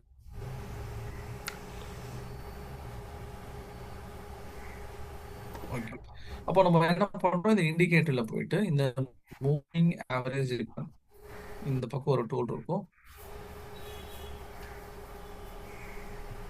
இந்த டூலை செலக்ட் பண்ணோம் அப்படின்னா இந்த டூல் நமக்கு என்ன பண்ணும், நம்பர்ஸ் ஆஃப் லைன்ஸை வந்து நமக்கு காமிச்சு கொடுக்கும். சார் ஆப்ஷன்ஸ் இன்ட்ராடே டிக்ளேர் தி ஹராம் ஆர் டிபேட்டட். ஹராம் அப்படின்னு சொல்றதுக்கு வந்து எனக்கு நான் அவ்வளோ பெரிய ஸ்காலர் இல்லை. ஏன்னா ஹராம்ங்கிற வார்த்தையை வந்து ரொம்ப கேர்ஃபுல்லாக யூஸ் பண்ணும். ஓகேங்களா? ஹராமு, இந்த காஃபிர், இதெல்லாம் வந்து நம்ம ரொம்ப கேர்ஃபுல்லாக யூஸ் பண்ண வேண்டிய வார்த்தை. பர்மிசபிள், நான் பர்மிசபிள், சிம்பிளா. எனக்கு தெரிஞ்சு இது வரைக்கும் இன்ட்ராடே வந்து ஒரு பர்மிசபிள் லிமிட்ல இன்னும் வரல. மேபி ஃபியூச்சர்ல ஓகே வரலாம். மனுஷா, நீங்கள் உங்கள் இப்போ ஃப்ரெண்ட்ஸ் வரல, சர்க்கிள் ஃபியூச்சர்ல நீங்கள் வரலாம்னு யாராவது மட்டும் ஏன் சொல்றீங்க அப்படின்னா நீங்கள் அதுக்கும் ஒரு டிசிஷன் சொல்கிற எக்ஸ்பிளனேஷன் கண்டிப்பாக இருக்குது. மூலமாக அவங்க ஜாயின் ஓகேங்களா? பண்ணாதுங்க. அது ஸோ அடிப்படையில் வச்சு நான் திரும்ப சொல்றேன். அவங்க ஜாயின் ஆல்ரெடி பண்ணிடுவோம். ஜகாத் பட் பெய்ட், ஆனால் ஐ ஹாவ் ஃபியூச்சரில் வராது. another 2 சவரன். ஓகேங்களா? ஸோ அவங்க that is student need join to பண்ணாங்க அப்படின்னா ஒரு ஜகாத். 500 கொடுத்துருவோம். ஆல்ரெடி ஜகாத் பெய்ட், ஐ ஹாவ் another 2 சவரன். So that is need to ஜகாத் ஆஃப் 2 சவரன். நீங்க அதை கிளியரா நீங்க டைப் பண்ணுங்க. அது எனக்கு எக்ஸாக்டா புரியல. மொத்தமா உங்ககிட்ட வந்து 10.5 சவரன் நகை இருந்துச்சுன்னு சொன்னா, அது அதிகமா இருந்துச்சுன்னு சொன்னா நீங்க ஜகாத் கொடுக்கணும். ஓகேங்களா? இது வந்து மினிமம் கிரைட்டீரியா. அடுத்தது என்ன, இந்த நகை வந்து உங்ககிட்ட முழுசா 1 வருஷம் இருந்திருக்கணும். ஓகே, இப்பதான் ஜஸ்ட் 6 மந்த்ஸ்க்கு முன்னாடி தான் கல்யாணம் ஆச்சு, இப்பதான் வாங்கினேன், ஏதோ ஒன்று இருந்துச்சுன்னு சொன்னா நமக்கு கிடையாது. 6 மாசம் 9 மாசம் கிடையாது. முழுசா 1 வருஷத்துக்கு உங்ககிட்ட அந்த நகை கையில இருந்திருக்கணும். அப்பனா தான் நீங்க கொடுக்கணும். ஓகேங்களா? 10.5 நீங்க இதை தாண்டி இருக்கும்போது நீங்க ஜகாத் கொடுக்க ஆரம்பிக்கணும். உங்களுக்கு கிளியரா இன்னும் எக்ஸ்பிளனேஷன் வேணும், உங்களுடைய ஸ்பெசிஃபிக் இன்சிடென்ட்டோட உங்களுக்கு எக்ஸ்பிளனேஷன் வேணும்னா நீங்க என்னை காண்டாக்ட் பண்ணுங்க. வாட்ஸ்அப்பில் பண்ணுங்க, இல்லைன்னா நீங்கள் இங்கேயே கூட சேட்டில் கூட டைப் பண்ணுங்க. இப்போ இந்த லைனை வச்சு எனக்கு என்ன சார் பிரயோஜனம்? இப்போ இந்த லைன் எவ்வளோ பவர்ஃபுல் லைன் அப்படின்னு சொன்னால், ஒரு ஸ்டாக் வந்து இந்த லைனை வந்து என்ன பண்ணுறது, கீழேருந்து மேலே போகும்போது நமக்கு வந்து பையிங் ஆப்பர்ச்சுனிட்டி. ஓகேங்களா? Buying opportunity. எப்படி பையிங் ஆப்பர்ச்சுனிட்டி? இந்த ஃபர்ஸ்ட் கண்டிஷன் வந்து இந்த லைனுக்கு கீழேருந்து மேலே போகணும். அது ஒரு கிரீன் கலர் கேண்டில். ஓகேங்களா? அது ஒரு கிரீன் கலர் கேண்டில். அந்த கேண்டில் நம்ம என்ன சொல்லுவோம்? என்ட்ரி கேண்டில்னு சொல்லுவோம். அந்த வகையில் பார்த்தீங்கன்னா இங்கே ஒரு கிரீன் கலர் கேண்டில் வந்திருக்கா? இந்த கிரீன் கலர் கேண்டிலுங்கிறது என்ட்ரி கேண்டில். செகண்ட் திங் என்ன, இன்னொரு கிரீன் கலர் கேண்டில் வரணும். அந்த கிரீன் கலர் கேண்டிலை வந்து நம்ம கன்ஃபர்மேஷன் கேண்டில் அப்படின்னு சொல்லுவோம். ஓகேங்களா? கன்ஃபர்மேஷன் கேண்டில்னா என்ன? இந்த ஏற்கனவே ஒரு கிரீன் கலர் கேண்டில் வந்திருக்கா இல்லையா? அந்த கிரீன் கலர் கேண்டிலுடைய ஹையஸ்ட் பாயிண்ட் ஹையஸ்ட் பாயிண்ட்டை தாண்டி வரணும். அப்போ எங்கே வந்திருக்கு? ஹையஸ்ட் பாயிண்ட்டை தாண்டி இங்கே வந்திருக்கு. இங்கே வந்து கரெக்டுங்களா? இப்போ இங்கே வந்தோடனே என்ன ஆச்சுன்னு சொன்னால், ஸ்டாக்குடைய ப்ரைஸ் வந்து சிலன்னு ஏற ஆரம்பிச்சிருச்சு. ஓகே சார், எது வரைக்கும் சார் ஹோல்ட் பண்ணணும் அப்படின்னா, இந்த லைனை விட கீழே இந்த லைனை விட்டு கீழே இறங்குற வரைக்கும் ஹோல்ட் பண்ணணும். ஏறிச்சு, அதுக்கப்புறம் திரும்ப கீழே இறங்கி வந்துச்சு, ஆனால் கீழே லைனை விட்டு கீழே போகலை, திரும்ப மேலே ஏறிச்சு, திரும்ப மேலே ஏறிட்டு கொஞ்சம் கீழே வந்துச்சு, இந்த இடத்துல வெளியே வந்துருச்சு. கரெக்டுங்களா? அப்போ இதுதான் நமக்கு வந்து selling point. Okay, as per theory அதுதான் நமக்கு வந்து செல்லிங் பாயிண்ட். இப்போ செல்லிங் பாயிண்ட்ல என்னாச்சு, அது வந்து வெளியே வந்துருச்சு, கீழே தான் சுத்திட்டு இருக்கு. அதுக்கப்புறம் திரும்ப மேலே ஏறதுக்கான ஆப்பர்ச்சுனிட்டி கிடைச்சுதான்னு சொல்லி பார்த்தீங்கன்னா கிடைச்சது. எங்கே கிடைச்சது? இந்த பக்கத்துல ஒரு கிரீன் கலர் கேண்டில் வந்திருக்கு. அதுக்கு மேலே அதோட ஹையஸ்ட் பாயிண்ட்டை தாண்டி கிரீன் கலர் கேண்டில் வந்திருக்கு. அது அரௌண்ட் வந்து ஒரு 890 அந்த ரேஞ்சில் வந்திருக்கு. அப்போ நீங்கள் அதை வாங்கியிருந்தீங்க அப்படின்னு சொன்னால், இப்போ வந்து 890ங்கிறது ஒரு 900ன்னு வச்சுக்கோங்களேன். இப்போ வந்து 1000 தாண்டி போயிட்டு இருக்கு. அப்போ பிப்ரவரி 5ஆம் தேதி வாங்கியிருந்தா இப்போ மார்ச் 5ஆம் தேதி வரைக்குமே கிட்டத்தட்ட உங்களுக்கு எவ்வளோ கிடைச்சிருக்கும்? ஒரு 10% ப்ராஃபிட்டுங்கிறது கிடைச்சிடும். இதை நீங்கள் என்ன பண்ணலாம்? இந்த ஸ்ட்ராட்டஜியை வந்து எந்த ஸ்டாக்ல வேணாலும் நீங்கள் அப்ளை பண்ணலாம். எந்த ஸ்டாக்ல வேணாலும் அப்ளை பண்ணலாம். இந்த 2 candle, entry candle, confirmation candle கிடைச்சிருச்சுன்னா நீங்கள் அதை தைரியமாக வாங்க ஆரம்பிக்கலாம். ஓகேங்களா? தைரியமா வாங்க ஆரம்பிக்கிறீங்க அப்படின்னா அதுக்கு என்ன அர்த்தம் கிடையாது, நீங்க வாங்குற 10மே உங்களுக்கு வந்து ப்ராஃபிட் தரும்னு அர்த்தம் கிடையாது. ஓகேங்களா? 10ல் 7 உங்களுக்கு ப்ராஃபிட் தந்தாலே அது நல்ல ஒரு ரிசல்ட் தான். 10ல் 7 உங்களுக்கு ப்ராஃபிட் தந்தாலே அது என்னது, அது வந்து ஒரு நல்ல விஷயம். அப்போ 10ல் 7 ப்ராஃபிட் கொடுக்குது, 3 வந்து நட்டமா இருக்கு அப்படின்னா, அந்த 7 7 7 7ல் வந்து நீங்க 700 சம்பாதிச்சிருக்கீங்க, 3ல் உங்களுக்கு 300 போயிடுச்சு அப்படின்னா உங்களுடைய நெட் ப்ராஃபிட் வந்து 400 வந்துடும். ஓகேங்களா? தொட்டதெல்லாம் பொண்ணாகணும் அப்படின்னு எதிர்பார்க்க முடியாது. இப்போ இந்த இடத்துலையும் பாருங்க, இப்போ இந்த இன்ஃபோபின்ஸ் டெக்னாலஜி பொறுத்த வரைக்கும் இந்த இடத்துல என்னாச்சு, அந்த ஸ்டாக் உடைய ப்ரைஸ் வந்து மேலே வந்துச்சு. ஓகே, இங்கேருந்து மேலே வந்துச்சு. இந்த ஹையஸ்ட் பாயிண்ட் தாண்டி இன்னொரு கேண்டில் அது வந்ததுக்கப்புறம் ஸ்டாக்குடைய ப்ரைஸ் மேலே ஏற ஆரம்பிச்சிச்சு. அதுக்கப்புறம் அகைன் இங்க வந்துச்சு, பக்கத்துல கோட்ல வந்துச்சு, கீழே இறங்கல, திரும்ப மேலே ஏறிச்சு. ஒன்ஸ் இந்த பக்கம் கீழே இறங்கணும், என்ன பண்ணிடணும், நம்ம வந்து வித்துட்டு வெளியே வந்திருக்கோம் அப்படின்னா தான் தப்பிச்சிரும். இல்லைன்னா என்ன ஆயிருச்சு, தாறுமாறா கீழே விழ ஆரம்பிச்சிருச்சு. ஓகே. இப்போ இந்த ஸ்ட்ராட்டஜிங்கிறது சிம்பிளா எல்லாரும் பயன்படுத்தக்கூடிய ஸ்ட்ராட்டஜி தான். நீங்க வந்து இந்த 1 வீக்ல இதை யூஸ் பண்ணி பாருங்க. சரிங்களா? இப்போ 1 வீக்ல இதை யூஸ் பண்ணி பார்த்தீங்கன்னா உங்களுக்கு தெரியும். இப்போ இவ்வளோ தூரம் கீழே வந்துருச்சு, அப்போ என்ன பண்ணிடணும், இந்த ஸ்டாக் வந்து நம்ம வந்து அவாய்ட் பண்ணிக்கிறது பெஸ்ட் ஆப்ஷன். எங்க இருந்து கீழே இறங்குச்சு, 214ல கீழே இறங்கின ஸ்டாக் இப்போ 155, தோராயமா 25 to 30% வந்து கீழே இறங்கிருச்சு இந்த பிரச்சனைனால. இப்போ ஈரான் பிரச்சனை போயிட்டு இருக்குல்ல, அதனால இங்க மேங்களூர் ரிஃபைனரி தப்பிச்சிருச்சு. ஏன்னா இவங்க வந்து எனர்ஜி ஃபீல்ட்ல இருக்கிறனால இவங்க தப்பிச்சிட்டாங்க. அதே மாதிரி பாருங்க, இவங்க வந்து சியாமேக் அப்படிங்கிற இந்த நிறுவனம் வந்து மருந்து நிறுவனம். இவங்களும் இந்த பிரச்சனையில இருந்து என்ன பண்ணாங்க, மாட்டிக்காம தப்பிச்சிருக்காங்க. ஓகே. அப்போ வந்து என்ன பண்ணுவோம், நம்ம வந்து எந்த ஒரு சுச்சுவேஷன்ஸ் வந்தாலும் அதை ஹேண்டில் பண்ற மாதிரியான வாய்ப்புகள் இருக்குதா அப்படிங்கிறத பார்க்கணும். நீங்க நோட் பண்ணலாம். இங்க ஒரு பிரச்சனை என்ன அப்படின்னா, இங்க வந்து என்ட்ரி கேண்டில் வந்துருச்சு, அதே மாதிரி கன்ஃபர்மேஷன் கேண்டில் வந்துருச்சு. பட் என்ன ஆச்சுன்னு சொன்னா, அதுக்கப்புறம் ரெண்டும் வந்ததுக்கு அப்புறமும் கூட கீழே இறங்கிருச்சு. இப்ப இந்த மாதிரியும் ஒண்ணு நடக்கும். 10மே வந்து நினைச்ச மாதிரி போகும்னு நம்ம எதிர்பார்க்க முடியாது. ஒண்ணு என்ன ஆகும், இந்த மாதிரி வந்து கீழே இறங்குறதுக்கான வாய்ப்புகள் இருக்கு. ஓகே. அதே மாதிரி இங்கேயும் பாருங்க, இங்கேயும் என்ட்ரி வந்துச்சு, இங்கேயும் கன்ஃபர்மேஷன் வந்துச்சு, அதுக்கப்புறம் கீழே இறங்கிருச்சு. சரிங்களா? இப்ப என்ன அர்த்தம், அப்போ நம்ம வந்து வாங்குற 10ல 7 ஸ்டாக்ஸ் நம்ம நினைச்ச மாதிரி போனா கூட போதும். அப்போ 3 ஸ்டாக்ஸ் நட்டம் வருது, 7ல லாபம் வருதுன்னா, நீங்க நெட் ப்ராஃபிட் எடுத்து பார்த்தீங்கன்னா, உங்களுக்கு ஒரு 4 ஸ்டாக்ஸ் வந்திருக்கும். இதை வந்து நீங்க உங்களுடைய இண்டிவிஜுவலா நீங்க ட்ரை பண்ணி பாருங்க. ஓகே.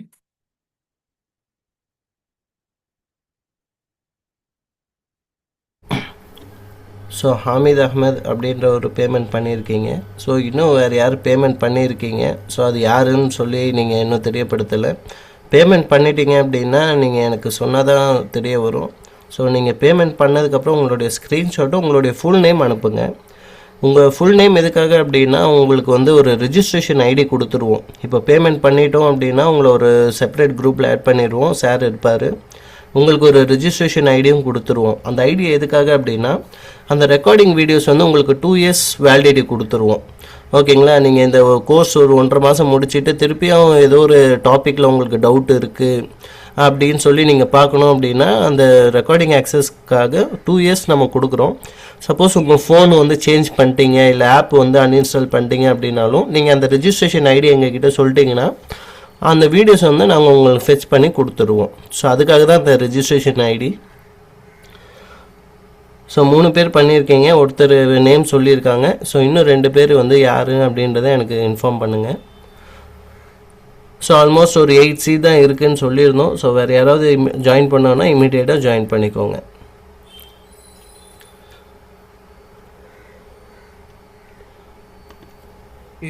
கொஸ்டின் என்ன கேட்டிருக்கீங்க, கடைசி வருஷம் 11 சவரனுக்கு ஜகாத் கொடுத்தாச்சு. இந்த வருஷம் 2 பவுன் சேர்த்து இருக்கு. ஆமா, ஜகாத் நகைக்கு வந்து வருடா வருடம் ஜகாத் கொடுக்கும். அதுதான் வந்து இருக்கிற பெரிய ப்ராப்ளம். ஒரு தடவைலாம் இல்லை, நீங்க வருஷம் ஜகாத்து நகைக்கு கொடுக்கணும். ஓகேங்களா? ஸ்டாக் மார்க்கெட்டில் முதலீடு செய்தால் ஜகாத் கொடுக்க தேவையில்லை. ஆனால் அப்படிலாம் கிடையாது. உங்களுடைய பணம் அப்படிங்கிறது அது ஜகாத் கொடுக்கறதுக்காக தகுதியானது தான். எது வரைக்கும் உங்ககிட்ட இருக்குமோ அது வரைக்கும் அந்த ஜகாத் கொடுக்கப்படுவதற்கு தகுதியான அமௌண்ட் தான் அது. ஆஹ் நீங்க வந்து ஒன் டைமா நீங்க பாத்தீங்கன்னா அது பெரிய சிரமமா தெரியும். ஓகே. நீங்க வருஷம் ஃபுல்லா ஸ்ப்ளிட் பண்ணி கொடுக்கணும். ஏன்னா நம்ம இப்படியும் நம்ம கொடுக்கறதா போறோம். ஓகே. இப்போ உதாரணமா வந்து இப்போ சொந்தத்துல வந்து யாராவது ஒரு பெண் பிள்ளைக்கு நிக்கா இருக்குன்னு சொல்லியிருப்பாங்க. இப்போ அவங்களுக்கு நம்ம எப்படியும் கொடுக்க தான் வேணும். ஓகே. அப்போ ஒரு 5000 ரூபாய் கொடுத்துருவோம்னா அந்த ஜக்காத்தோட நியத்தை வச்சு கொடுத்துரும். அதே மாதிரி சொந்தத்துல ஒருத்தர் வந்து உடம்பு முடியாம போயிருப்பாரு.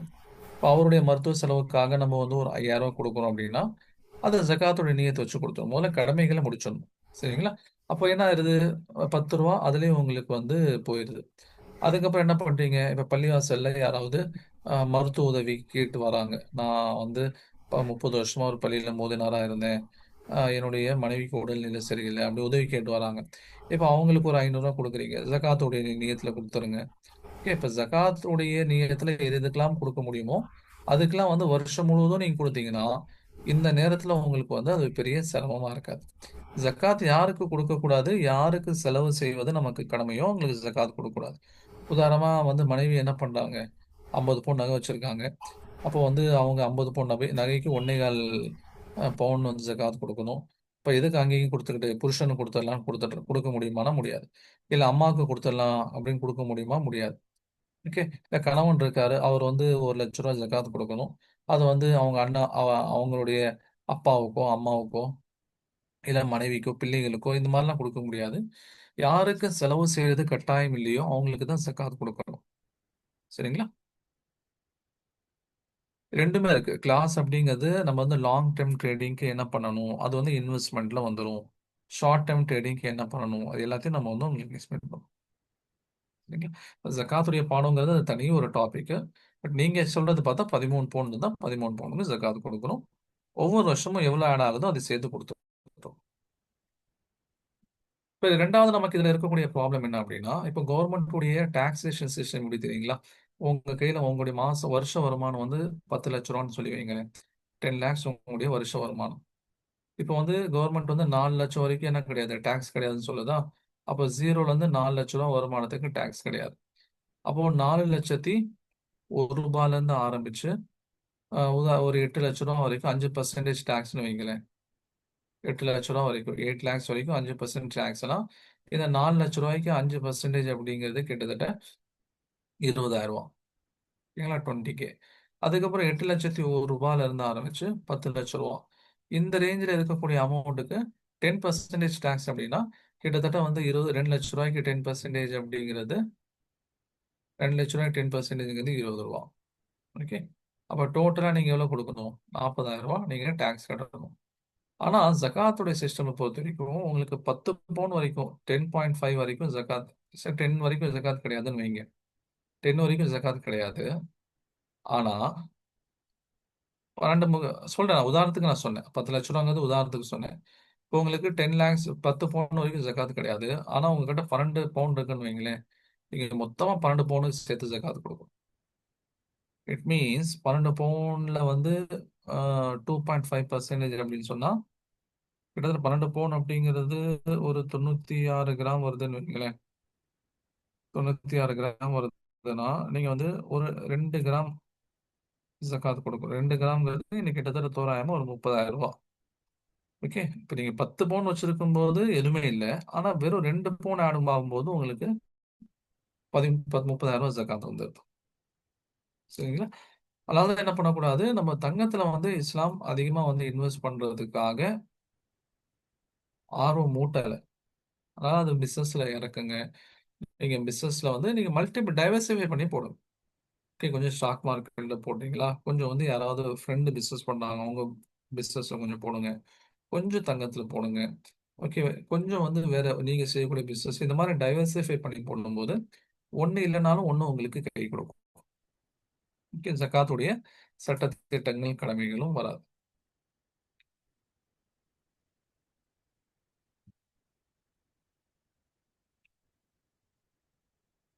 What is the average percentage of profit we can expect from share trading? 4 to 5% per month. 4 to 5% per month நம்ம ஆவரேஜா எதிர்பார்க்கலாம்.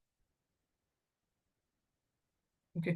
மார்க்கெட் கொஞ்சம் டல்லா இருக்கும்போது 3% எதிர்பார்க்கலாம்.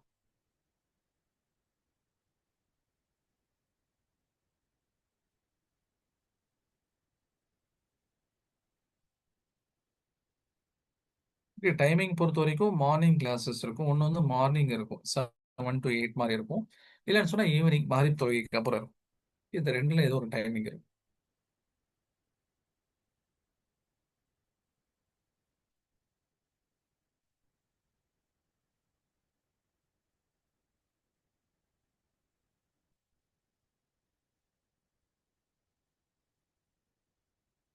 So okay. அல்ஹம்துலில்லாஹ். ரமலானுடைய மாசத்துல இந்த ரெஸ்ட் எடுக்கக்கூடிய நேரத்துல ஆக்சுவலி எனக்கு என்னன்னா இங்க ஸ்டாலினுடைய பர்த்டேனால எங்க ஏரியால ரேஷன் கார்டுக்கு பொருள்லாம் தராங்கன்னு சொல்லி மெசேஜ் வந்தது. காலையில இருந்து 9 மணில இருந்து ஃபோனு. எனக்கு இல்லைங்க 10 to 12 எனக்கு கிளாஸ் இருக்குன்னு சொன்னேன். என்னால் வந்து வாங்க முடியாது அப்படின்ட்டு.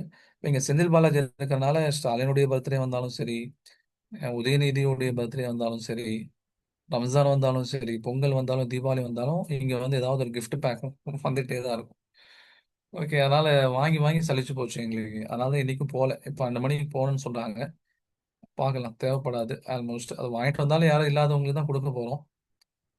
ஓகே. அதனால உங்களுடைய வேல்யூபிள் டைம் ஸ்பெண்ட் பண்ணீங்க. இன்ஷா அல்லாஹ். இது வந்து ப்ராஃபிட்டபிளா ஆகுறதுக்கு அல்லாஹ் வழிவகுக்கும் இன்ஷா அல்லாஹ். ஓகே. இன்ஷா அல்லாஹ் ஆமீன். நம்ம வந்து திரும்ப நீங்க கிளாஸ்ல ஜாயின் பண்ணா அங்க மீட் பண்ணலாம். அஸ்ஸலாமு அலைக்கும். தேங்க்யூ. வலைக்கம் சலாம். ஜஸாக்கல்லா ஹைர் சார். ஸோ உங்களுடைய டைமை வந்து எங்கள் ஸ்டூடெண்ட்ஸ்க்காக ஸ்பெண்ட் பண்ணதுக்கு. ஸோ அப்துல் ஷஹீத், அதுக்கப்புறம் அன்சாரி, ஓகேங்களா, இன்னும் ஒருத்தர் வந்து பேமெண்ட் பண்ணியிருக்கீங்க. ஸோ இன்னும் ரிமைனிங் வந்து யார் ஜாயின் பண்ணமோ நீங்கள் இன்ஃபார்ம் பண்ணுங்கள், ஓகேங்களா. ஹாமித் அஹமத் பே பண்ணியிருக்காங்க, ஓகேங்களா. இன்னும் 2 பேமெண்ட்டு வந்திருக்கு. ஸோ அது யாருன்னு சொல்லுங்கள். ஸோ பேமெண்ட் பண்ணதுக்கப்புறம் உங்களுடைய பேமெண்ட் ஸ்க்ரீன்ஷாட்டு, உங்களுடைய ஃபுல் நேம் வந்து எனக்கு அனுப்புங்க.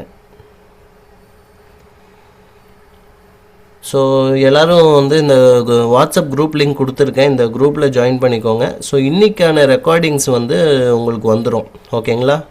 ஒரு ½ அன் ஹவருக்குள்ளே நான் இதை அனுப்பிடுவேன் உங்களுக்கு. அந்த குரூப்பில் லிங்க்காக நான் அனுப்பிடுவேன். ஸோ இந்த கிளாஸஸே வந்து பார்த்திங்கன்னா மண்டே டு ஃப்ரைடே வரைக்கும் இருக்கும் sir. Ibrahim sir, Monday to Friday வரைக்கும் இருக்கும். சாட்டர்டே சண்டே வந்து மார்க்கெட்டு இல்லாதனால அப்போது வந்து சார் கிளாஸ் எடுக்க மாட்டார், ஓகேங்களா. பட் குரூப்பில் டிஸ்கஷன் போகும். சார் அடுத்து மண்டேக்கு நம்ம என்ன பண்ணலாம் அப்படின்னு சொல்லி ஒரு டிஸ்கஷன் பண்ணுவாங்க, ஓகேங்களா. ஸோ இது வரைக்கும் நம்ம சைப்பாவில் வந்து நிறைய ட்ரைனிங் இருக்குது அப்படின்னா, அதில் வந்து ரொம்ப பீக்கில் நல்லா போயிட்டுருக்கக்கூடிய ட்ரைனிங் வந்து இதுதான். ஏன்னா நிறைய சவுதி பீப்புள்ஸ் வந்து ஜாயின் பண்ணுவாங்க. நமக்கெல்லாம் ஒரே ஆச்சரியமாக இருக்கும், இங்கே சேலரி கம்மியாக இருக்குன்னு தான் சவுதிக்கு போவாங்க. ஆனால் சவுதியிலேயே வந்து இன்னும் நிறையா ஏர்ன் பண்ணோம் அப்படின்னு சொல்லி நிறைய பேர் வந்து, ஏன்னா சவுதியில் வந்து ஃபேமிலியெல்லாம் பிரிஞ்சுட்டு இருந்துட்டு, ஸோ அந்த மாதிரி இருக்கிறப்போ செகண்டரியாக ஏதாவது இன்கம் ஸ்டாக் மார்க்கெட் மூலமாக வந்தால் நான் வந்து இந்தியாவுக்கே வந்துடுவேன் சார் அப்படின்ற மாதிரி நிறைய பேர் என்கிட்ட சொல்லி நான் கேள்விப்பட்டிருக்கேன், ஓகேங்களா. ஸோ அப்போ அந்த மாதிரி நிறைய முயற்சிங்க வந்து இந்த ஸ்டாக் மார்க்கெட்டிங்கில் நம்ம ஆளுங்க நிறைய பேர் ட்ரை பண்ணிகிட்ருக்காங்க. ஸோ முக்கியமாக விமன்ஸ் ஜாயின் பண்ணலாம், ஓகேங்களா. இது நிறையா போன பேட்சுக்கும் முந்தின பேட்ச் வந்து பார்த்திங்கன்னா ஒரு ஆலிம் வந்து ஜாயின் பண்ணார். அவரோட எலிஜிபிலிட்டி வந்து பார்த்திங்கன்னா 8th வரைக்கும் தான் படிச்சிருக்காங்க, ஓகேங்களா. 8th வரைக்கும் படிச்சிருக்காங்க. பட் எங்களுக்கெல்லாம் ஒரே ஆச்சரியமாக இருக்குது. ஏன்னா ஓரளவுக்கு நல்லா படித்தவங்களுக்கே வந்து அந்த வீடியோஸ் வந்து தெளிவாக பொறுமையாக அந்த இங்கிலீஷ் வார்த்தைலாம் நமக்குலாம் ஈஸியாக அல்ஹம்துலில்லாஹ் புரிஞ்சிடும். அவருக்கு வந்து புரியவே புரியாதா. அப்போ என்ன மௌலானா பண்ணுவீங்க அப்படின்னு கேட்டிங்கன்னா, ஒரு வீடியோவை 3 வாட்டி பார்ப்பாராம். 3 வாட்டி பார்த்துட்டு இப்போ அவர் வந்து அதில் இன்வெஸ்ட் பண்ணி ஏர்ன் பண்ணிகிட்ருக்காரு, மாஷா அல்லாஹ், ஓகேங்களா. ஸோ நம்மளுடைய ட்ரைனிங் வந்து அல்ஹம்துலில்லாஹ் இந்த அளவுக்கு குவாலிட்டியாக இருக்கும். ஸோ அதில் எப்படி மௌலானா ஸ்டார்டிங்கில் உமர் சார் சொன்னாரோ, உங்களுடைய டைமை வந்து நான் வந்து நல்லபடியாக கொடுப்பேன் அப்படின்ற மாதிரி சொல்லி கிளாஸ் ஸ்டார்ட் பண்ணாரோ, அதே மாதிரி தான் முடிக்கிற வரைக்குமே உங்களுக்கு வந்து அந்த நாலேஜ் அப்சர்வ் வந்து கண்டிப்பாக இருக்கும். ஸோ 1.5 மாதம் கழித்து நீங்கள் வந்து அவ்வளோதானா சார் அப்படின்னு கேட்டிங்கன்னா கிடையாது. ஸோ ஃபஸ்ட்டு பேட்ச் வந்து ஒரு 9 மாதம் முன்னாடி ஸ்டார்ட் பண்ணோம். ஃபஸ்ட்டு பேட்ச் அவங்களும் இன்னும் கொஸ்டின் கேட்டுட்டு தான் இருக்காங்க. உமர் சார் வந்து சலிக்காமல் ஒரு ரெஸ்பான்ஸ் கொடுத்துட்டு தான் இருக்கார். ஏன்னா இது வந்து ஒரு கடல் மாதிரி, ஒரு கற்றுக்கிட்டா அவ்வளோதான் அப்படின்ற மாதிரி இல்லை. டே பை டே ஒரு அல்காரிதம் மாறுறப்பவும் அந்த எல்லா குரூப்புக்கும் உடனே ஃபார்வர்ட் பண்ணிடுவார். ஸோ இந்த அல்காரிதம் வந்து சேஞ்ச் ஆகிருக்கு, எல்லோரும் பார்த்துக்கோங்க அப்படின்னு சொல்லி, ஓகேங்களா. ஸோ அந்த மாதிரி உங்களுக்கு வந்து டே பை டே உங்களுக்கு வந்து ஏதாவது ஒரு நியூஸ் அவர் அப்டேட் பண்ணிக்கிட்டே தான் இருப்பாங்க. ஸோ அதனால் வந்து ஒரு நல்ல பாண்டிங்கோடு நம்ம ட்ராவல் பண்ணுறதுக்கான ஒரு நல்ல ஆப்ஷன் இந்த கோர்ஸ். அதனால் நீங்கள் தாராளமாக ஜாயின் பண்ணிக்கலாம்.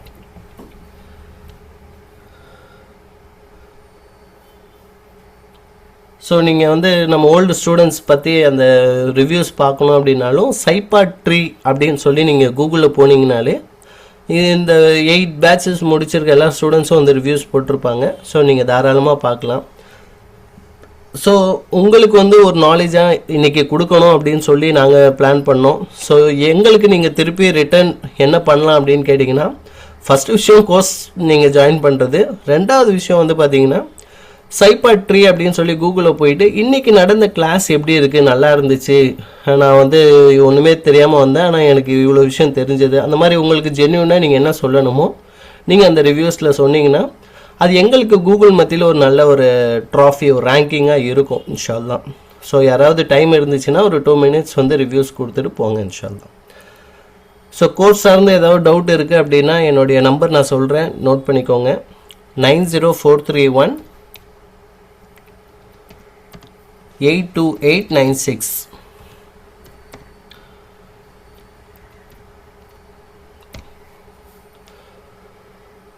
90431 82896. நம்மக்கிட்ட இன்னும் நிறையா சில ட்ரைனிங்ஸ்லாம் இருக்குது. ஓகேங்களா, எல்லாம் ப்ரொஃபஷ்னல் ட்ரைனிங், கிராஃபிக் டிசைன் பற்றி சொல்லிக் கொடுக்குற ட்ரைனிங்ஸ்லாம் இருக்குது. ஒன்று நீங்கள் ஜாயின் பண்ணிக்கலாம், இல்லை உங்கள் பசங்க வந்து ஸ்கூல் முடிச்சுட்டு ஃப்ரீயாக இருக்காங்க, இல்லை காலேஜ் முடிச்சுட்டு இருக்காங்க அப்படின்னாலும் அவங்களுக்கும் இது வந்து ஒரு கைத்தொழில் சொல்லுவாங்க பார்த்தீங்களா. ஸோ அந்த மாதிரி இதை கற்றுக்கிட்டாங்க அப்படின்னா அவங்க வந்து 9 to 6 ஏதாவது ஒரு ஜாபுக்கு போனால் கூட 7 to 9 இதை ஃப்ரீலான்ஸாக கூட பண்ணலாம். ஓகேங்களா, டிசைன் பண்ணி கொடுத்து ஏர்ன் பண்ணலாம். ஒரு லேப்டாப்பு, ஒரு இன்டர்நெட் கனெக்ஷன் இருந்தாலே போதும்.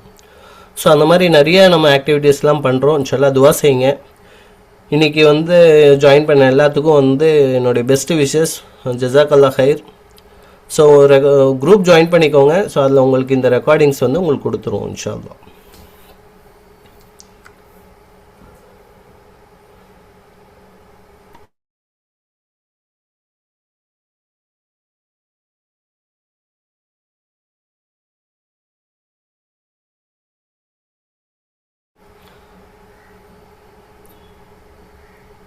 அப்துல் ஷஹீத் பே பண்ணியிருக்கீங்க. பீர் முகமது சார், உங்களது நீங்கள் அனுப்பலன்னு நினைக்கிறேன். நீங்கள் செக் பண்ணிவிட்டு எனக்கு சொல்லுங்கள் இன்ஷால்லா.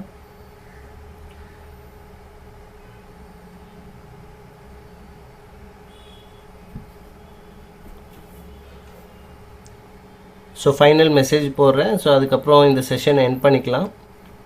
ஸோ யாராவது வாட்ஸ்அப் குரூப்பில் ஜாயின் பண்ணாதவங்க நீங்கள் ஜாயின் பண்ணிக்கலாம்.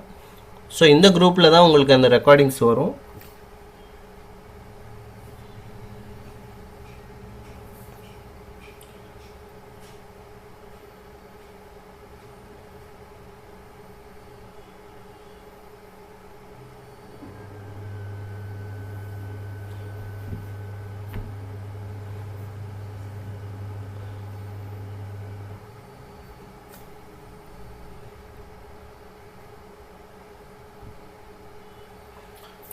ஓகே, அல்ஹம்துலில்லாஹ் பீர் முகமது சார்தும் ரிசீவ் ஆயிடுச்சு.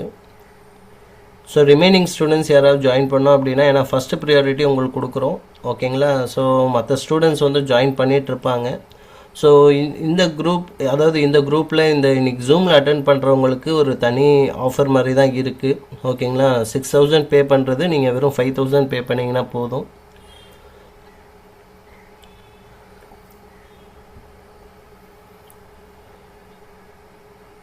பீர் முகமது சார், உங்களுடைய ஃபுல் நேம் அனுப்புங்க. ஸோ தட் வந்து நாங்கள் டேட்டாபேஸில் சேவ் பண்ணி உங்களுக்கு ரிஜிஸ்ட்ரேஷன் ஐடி கொடுக்குறதுக்கு ஹெல்ப்பாக இருக்கும். பே பண்ண எல்லாத்துக்கும் வந்து ரிஜிஸ்ட்ரேஷன் ஐடி வரும். உங்களை வந்து சாரோட குரூப்பில் ஆட் பண்ணிடுவோம் இன்ஷால்லா.